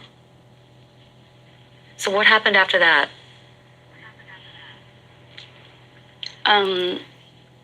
I was sitting there on the bench and I wasn't allowed to leave. At one point, Sean Combs threw a fanny pack at me that was full of drugs, and I got angry and I threw the fanny pack into the bush, and that's when the bodyguard told me that I had messed up and to go get it, and Sean quickly said, no, she needs to stay there. Someone else go get it. I was in Gaza up to last March. During my time there, we started the orphan care program. Up to then, we took... So I couldn't get up from the seat. He was just trying to brag about all his celebrity friends. And I just didn't want to listen to him. I just was sitting there until I could try to run. But there were so many people, like, around the house and up above near the actual house's backyard where there's a patio. Okay, so I see you saying she sound whatever, she sound paid or whatever. But the problem with that is, let me tell you what the problem with however she sound. is that this was recorded before we know what we know now.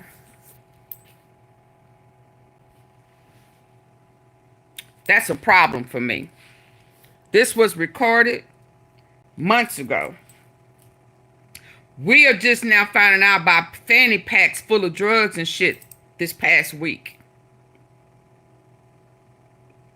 Yeah, this was months ago. So everything that she's saying, we know goes on,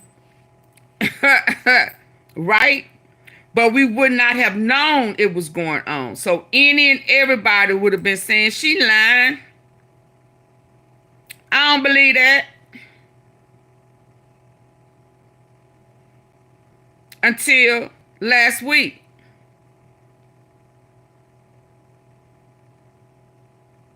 So how can we say she lying? How would she know that? That they all have to carry fanny packs full of his drugs? How did we know that they was doing this gang banging type stuff? We didn't know that. I just uncovered that gang banging yesterday or the day before, months ago. This one here, months ago. Not yesterday, not this month, no. And again, I say that the only reason I tapped into it because somebody came over yesterday and mentioned Jaguar Wright was added to the lawsuit with Diddy. And then yesterday I was like, I don't care nothing about that. Because she mentioned Jaguar Wright and being a part of a lawsuit. So now because I gotta make dots connect, I had to listen to this before I decided, okay, well, we gonna check it out. So some of the stuff I'm hearing, I didn't even know was being said until now, because I didn't listen to it all the way. But you can't discredit. I don't care how she sound. They could have altered her voice. They could have slowed her up for her identity. But what she's saying is a pattern of Diddy's. Setting people up. I know for sure you bring up Tupac or say something like he has something to do with it. Yeah, he coming for you. Bringing up Tupac is the reason why in making of the band 20 plus years ago, why they had to walk to Brooklyn to get that cheesecake, because Chopper brought up Tupac. So we can't discredit her, because this process started long before what we know now is fact, because we just found that out last week. So I'm sorry, but I'm believing her right now more than I'm believing you, because what she's saying makes sense now. Well, yeah, you know, I ain't in denial.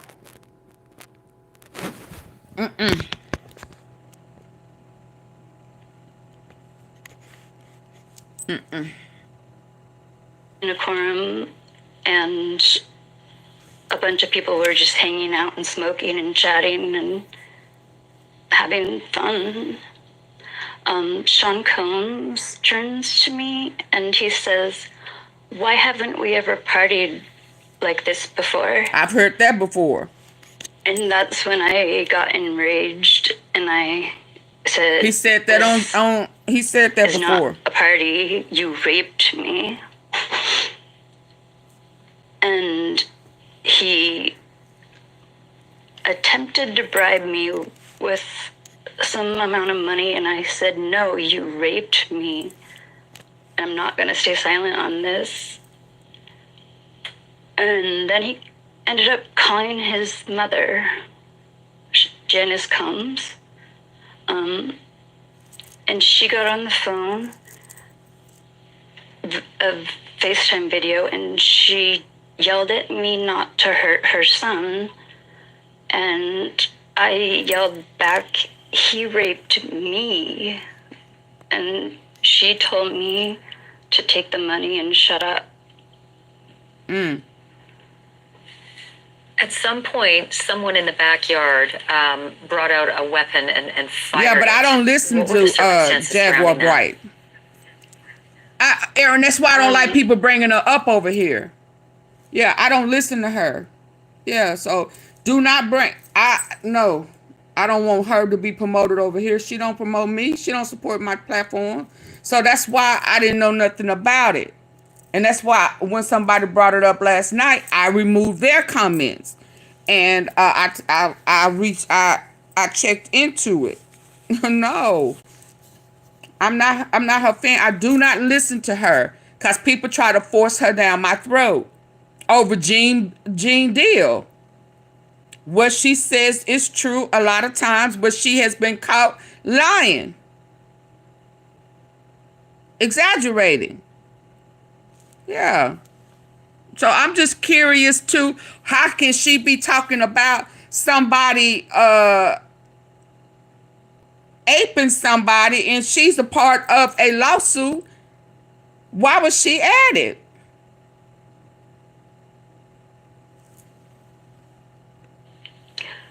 That's when Sean Combs had bragged about getting away with way worse than what he had done to me, and he admitted to killing Tupac or having him killed. And that's when the bodyguard turned the gun around on Sean Combs, and I ran behind. Now what? Who turned the gun on what? The bodyguard, because I was just looking for any type of person who might. At some point, someone. See, ain't nowhere in the world she should be brought up in any type of SA. None of that. I don't care if you like him or not. I don't care if he is the dirty diddler. Why was you brought up in a lawsuit where somebody was assaulted and gangbanged? Why are you still on this what? You need to fix that. And why these other content creators ain't called her to the rug? Why she want to call Atisa?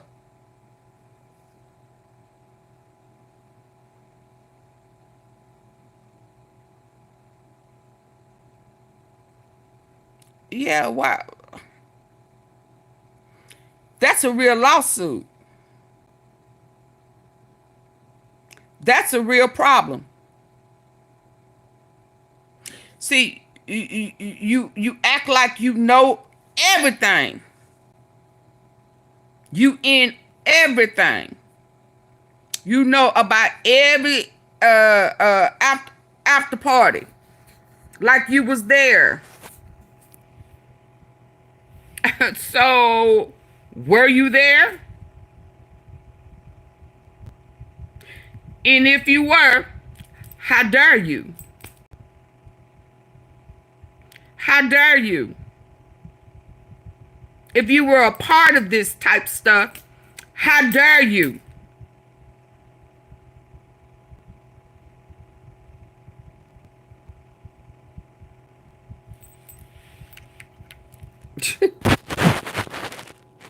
These people are crazy.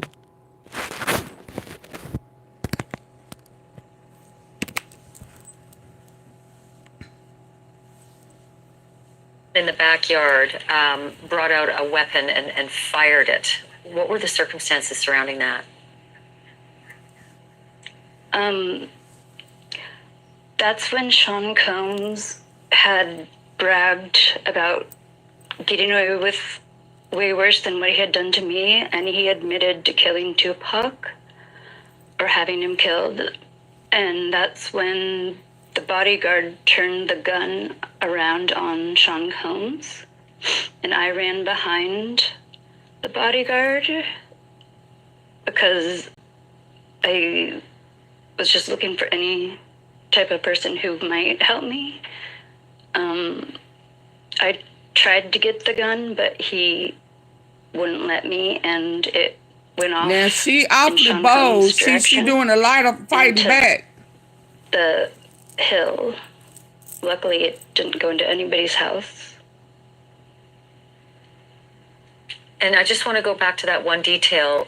Sean Combs said to you that he killed Tupac or that he had Tupac killed. Which one was it? He paid to have Tupac killed. That's what he said in that moment in the backyard, that he had paid to have Tupac killed. Yes, and he was bragging about it. I don't care if she broke it a couple of years ago. So now a gunshot has gone off in Sean Combs' direct. A couple of years ago, she broke it. So why she recently added to the lawsuit? And please don't say her name.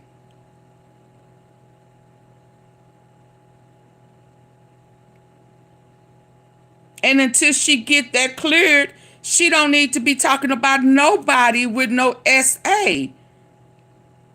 So she was a part of the problem. And I know at some point she used to talk about her being a dominatrix, and she used to be there. So was you a part of it? Just like, so you can't talk about none of them. None of them. She mad at Jay-Z for choosing Beyonce. I mean, so what? If you were a part of it, you don't have shit to say. You are just as bad. You are a co-conspirator. Period.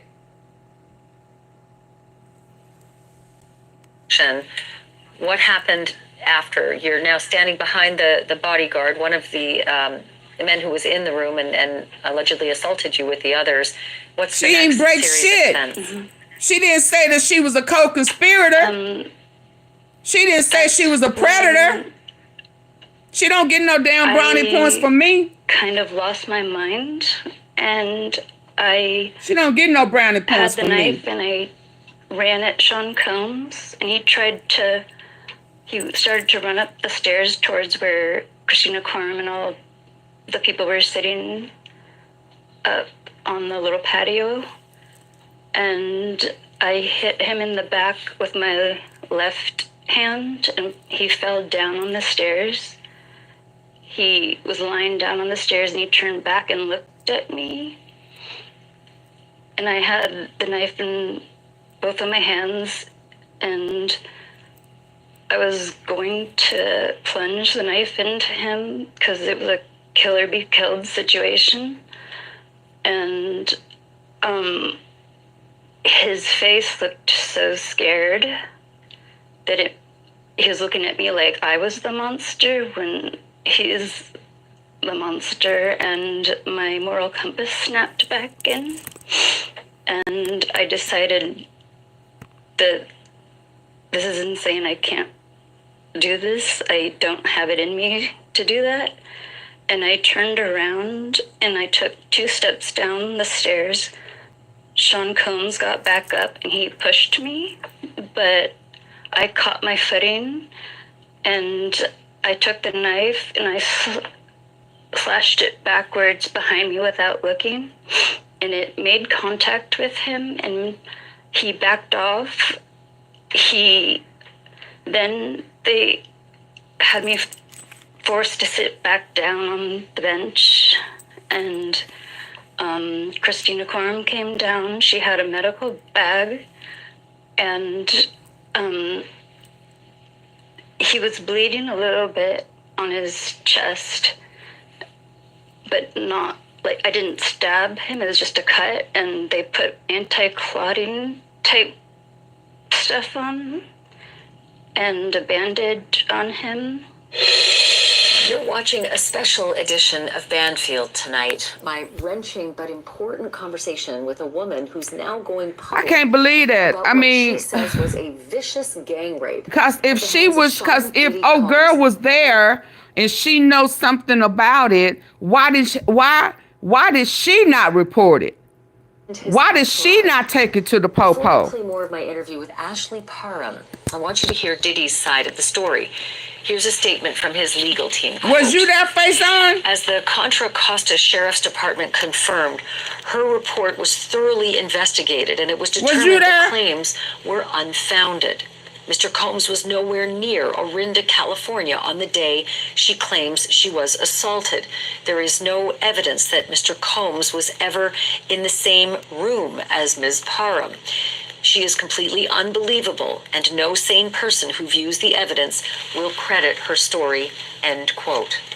Let's pick up our conversation with what Ashley says she did after the alleged assault. You were able to make an escape from that backyard. How did that happen, and when did that happen? That happened because the neighbors had been making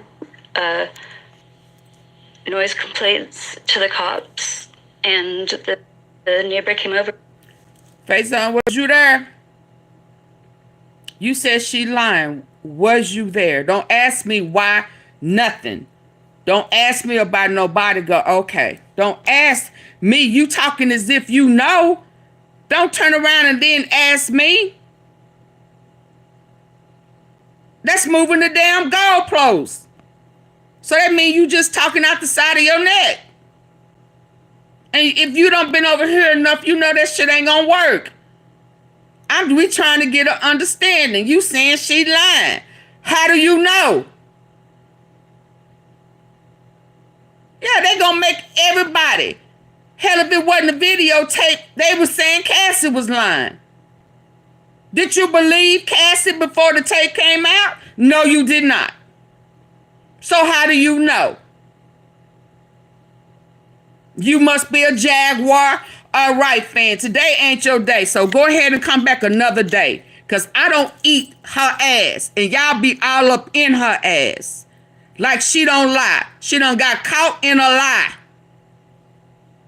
She has gotten caught in one. Come back tomorrow, because I ain't down for that ass eating today. No. Don't ask me. You up here co-signing for her. One time, earlier before the gunfire, and he asked if everything was going on, and the bodyguard turned the gun on him and told him to go away. But then he came back and created the distraction for me to actually run. I didn't even know you was laughing. And I'm up here with an attitude. I ran towards I'm trying to get an understanding. People kill me. I always want to just blast the person who was victimized, may be victimized. They should have said something sooner. They lied. How you know? Cassie was lying. Everybody be lying until evidence pop up. We asking me nothing about no damn bodyguards. Someone, I believe it was Sean Combs, from the top of the hill. What was you laughing at, It's mind-blowing. It's beyond me. It's beyond what I can comprehend. It didn't make sense to me. I told somebody should have bought me something to eat.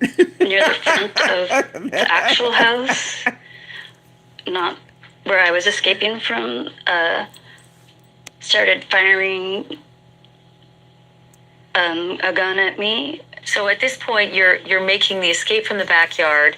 The neighbor is helping. You're running down the street towards the neighbor's house, and there's gunfire, you believe, from Sean Combs. Did you seek shelter? Did you try to find somewhere to, they don't support or they don't report. Yeah, the neighbor jumped behind a car and I followed him behind the car.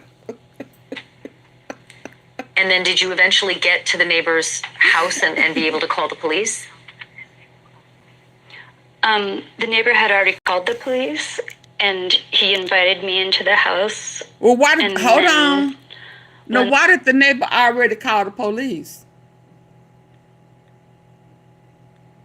Why did the neighbor already call the police? Did the neighbor hear some commotion? Hear something? Yeah, I need to. The police officer showed up. He really couldn't have cared less about what I was saying. He didn't offer me help. He didn't offer me an ambulance. Oh. I told him that Sean Combs had raped me. And he didn't ride or any type of help. He just left me for dead there. Oh, okay. They know him then. Did the neighbor at least report there's been gunfire? We've escaped with our lives. We've had to crouch behind a car to escape bullets. Did the police listen to any of that? Yeah, that police officer heard the neighbors say that we got shot at, and he told him what he had seen and heard. And Ariel, I'll ask you to step in here. Is there a police report from that night from the Contra Costa police to indicate that they had responded to this gun complaint and obviously what Ashley says was a rape complaint as well? The Contra Costa sheriff did admit that there was a complaint on March 23rd, 2018, but they claimed they investigated and it was unfounded. So all of the women who have reported alleged sexual assaults. Everton, I don't remember nothing. This is the first time I've heard this.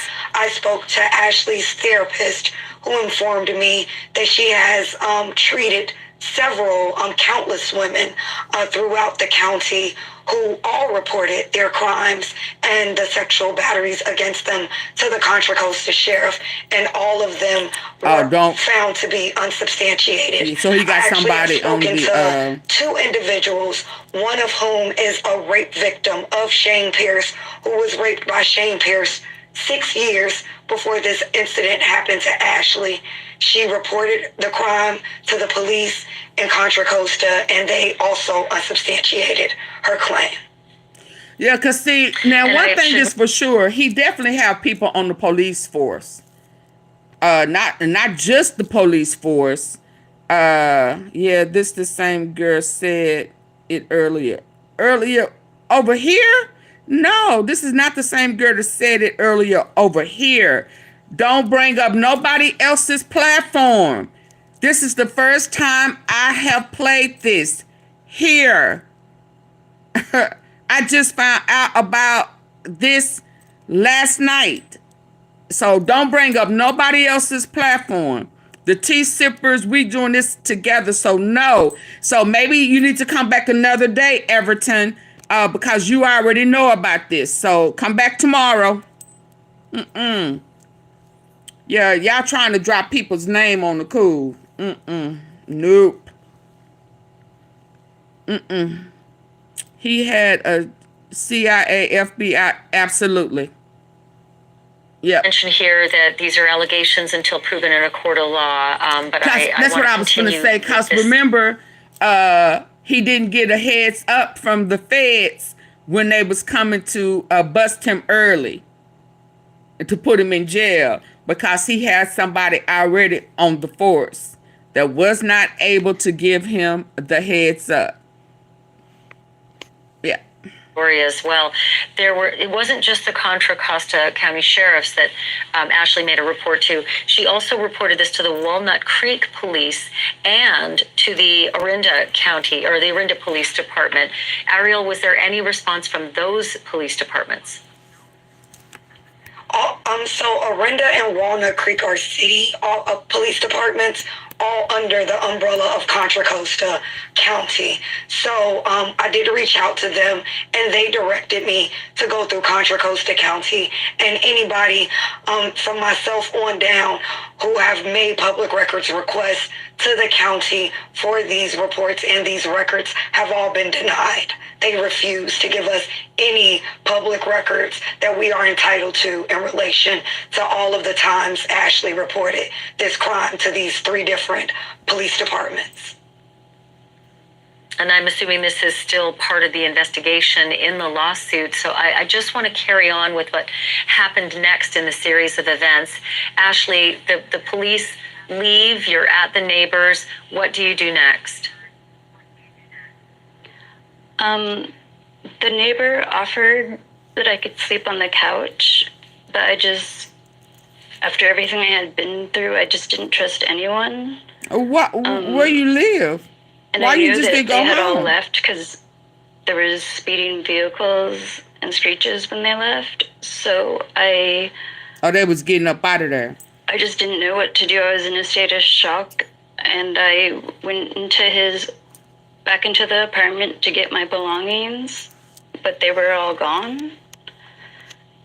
And the adrenaline and had worn off, and my body was just fully exhausted. And I was alone in the room, and I just ended up falling asleep. And I know that doesn't make any sense to people, but the Renda Hills are incredibly dark and windy roads with no street lights. The idea of running half naked down to police who weren't going to help me anyways wasn't going to happen, because I assumed that they were going to, Sean Combs people were waiting for me. That makes sense. If I tried to leave. That makes sense. I just lost faith in humanity and kind of just gave up and lied in the bed I don't in a either. catatonic I don't state either. until I fell asleep. And Shane brought And you then back what here. happened when you woke up? And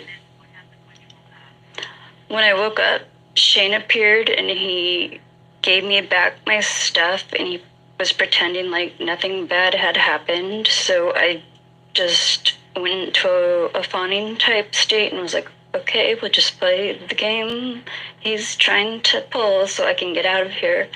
And he gave me my stuff back, and I got to leave. How did you make your way out of there? You now had your keys and you could drive away from this crime scene? Yeah, I had to use GPS to get back to the freeway because it's not an area I know. And I was able to drive and get home. And when I got home, I was just... Okay, Johnny, she didn't go over there for him. She went over there for another guy she had met at the bar a couple of days before. So what are you talking about? What are you talking about?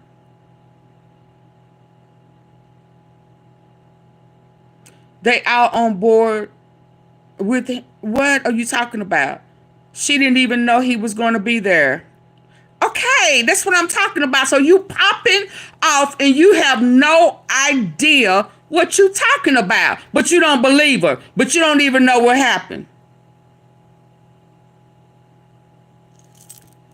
You don't even know what happened. But you don't believe her. So you just talking out the side of your neck. You sound like you're a predator. You sound like a predator to me. Yeah, I figured you was. Get your ass up out of here. Don't come back over here no more.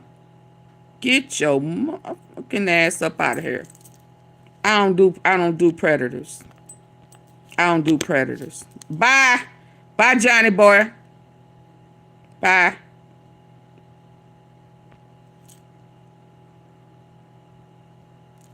Bye. Y'all say bye to Johnny boy.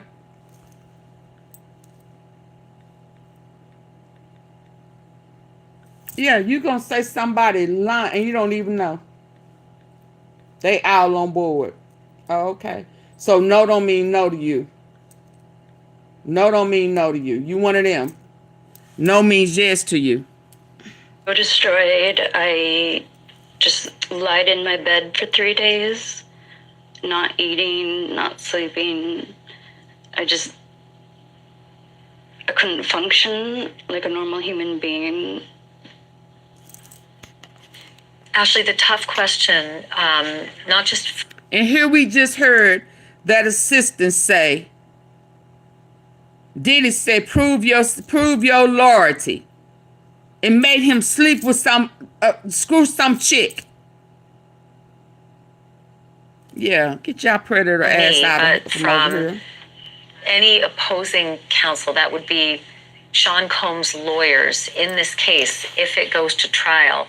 The tough question will be, why would you return to the scene of a gang rape, a shooting, a knifing, and a harrowing escape under gunfire after finding safety at a neighbor's house where he offered to let you stay there? Why would you have returned to such a terrible scene?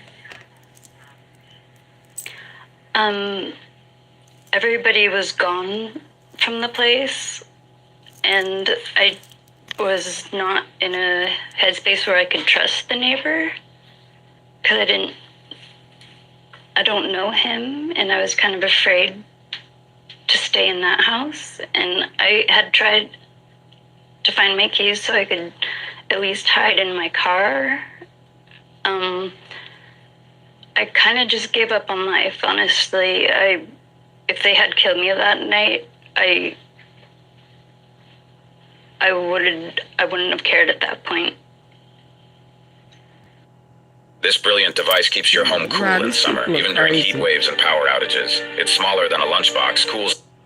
If you over here, just try to ask these tough questions. Listen, let's be clear. If you over here and no don't mean no to you, when a female tell you no, and you think that still mean yes, go ahead and leave. Or if you hear, don't say nothing. Because the minute I pick up on that from your energy, I'm getting you up out of here. So if no don't mean no to you, you are a predator to me. And I'm going to call you that.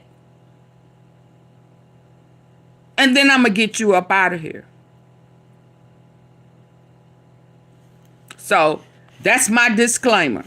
Okay? Okay?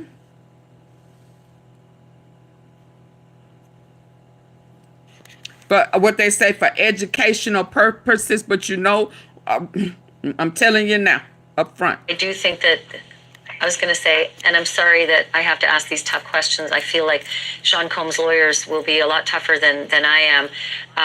It's hard to understand from an outside perspective why you'd feel less safe with a neighbor who rescued you than walking back towards the crime scene where all those horrible things had happened before you could truly know for sure there was no one still left in that home. She says she heard him screeching out.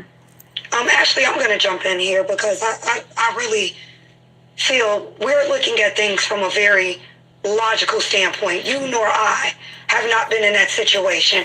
And anybody attempting to judge the mindset of somebody in that situation is ludicrous, honestly. How could you not understand why we would logically not experiencing that? Of course you would say, oh, well, why wouldn't you just stay with the neighbor? The neighbor is a stranger too. She's just went through this very great ordeal, not knowing where to go, what to do, and now there's this other stranger who's introduced where she was with the police and nothing happened. Logically to me, trying to go back to get her stuff seems the most reasonable. She doesn't have her clothes on. She doesn't have her phone, her purse. And why the police didn't help her get her clothes? To expect her to now go stay with a complete stranger and not even attempt to I guess, get out of there entirely, when she thought it was safe to at least go back to retrieve or at least find her possessions. She thought everyone had left. So would you prefer an empty space or a space with this random person that you don't know after you had just been violently gang raped, threatened with your life, threatened to be sex trafficked? In my mind, it doesn't make sense for her to have just stayed. Everybody failed her right then. Which she did makes logical sense if you are to put yourself in that predicament where these things had happened to you.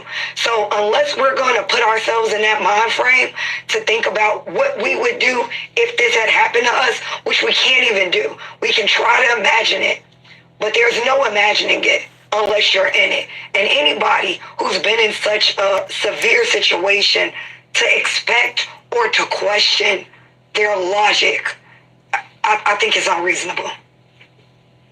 Yeah, and listen, I'm with you. I've never been in that circumstance. I can't imagine what it was like to be in your shoes, Ashley.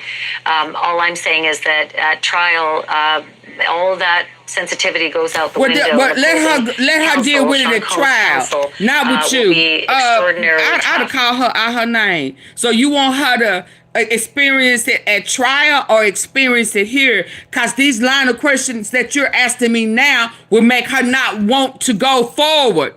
So what makes you think that it's okay for you to ask her these tough questions? Stupid woman, what you want your daughter to ask? So what's going to come out your mouth next? Why was she even there? Why did she even go to the guy that she thought that she was helping? He act like he needed her help. She should have known better. Is that what's going to come out your mouth too? Y'all kill me. Because he'll be looking, or she'll be looking at 12 jurors, and it's their sensibilities that are going to have to be let's wait till then. That's why I ask those tough questions. But I do want to ask, because evidence is everything, right? Have you been able to get that neighbor, track that neighbor down to corroborate all of this? That would be immensely helpful to this case. Yes, we are in a process of getting that corroboration. We are working with investigators and other individuals to track down that person. We tried to reach out to that person directly at what we believe the address to, but we do have people working on getting that person to us. Does that person still live in that home, and does Ashley know what home it was? That is exactly why they don't report it. Yeah, I'm coming up on 4 hours. I gotta go do something to eat. Not remember which I'll be back later. Do you know which house it was and who the neighbor is?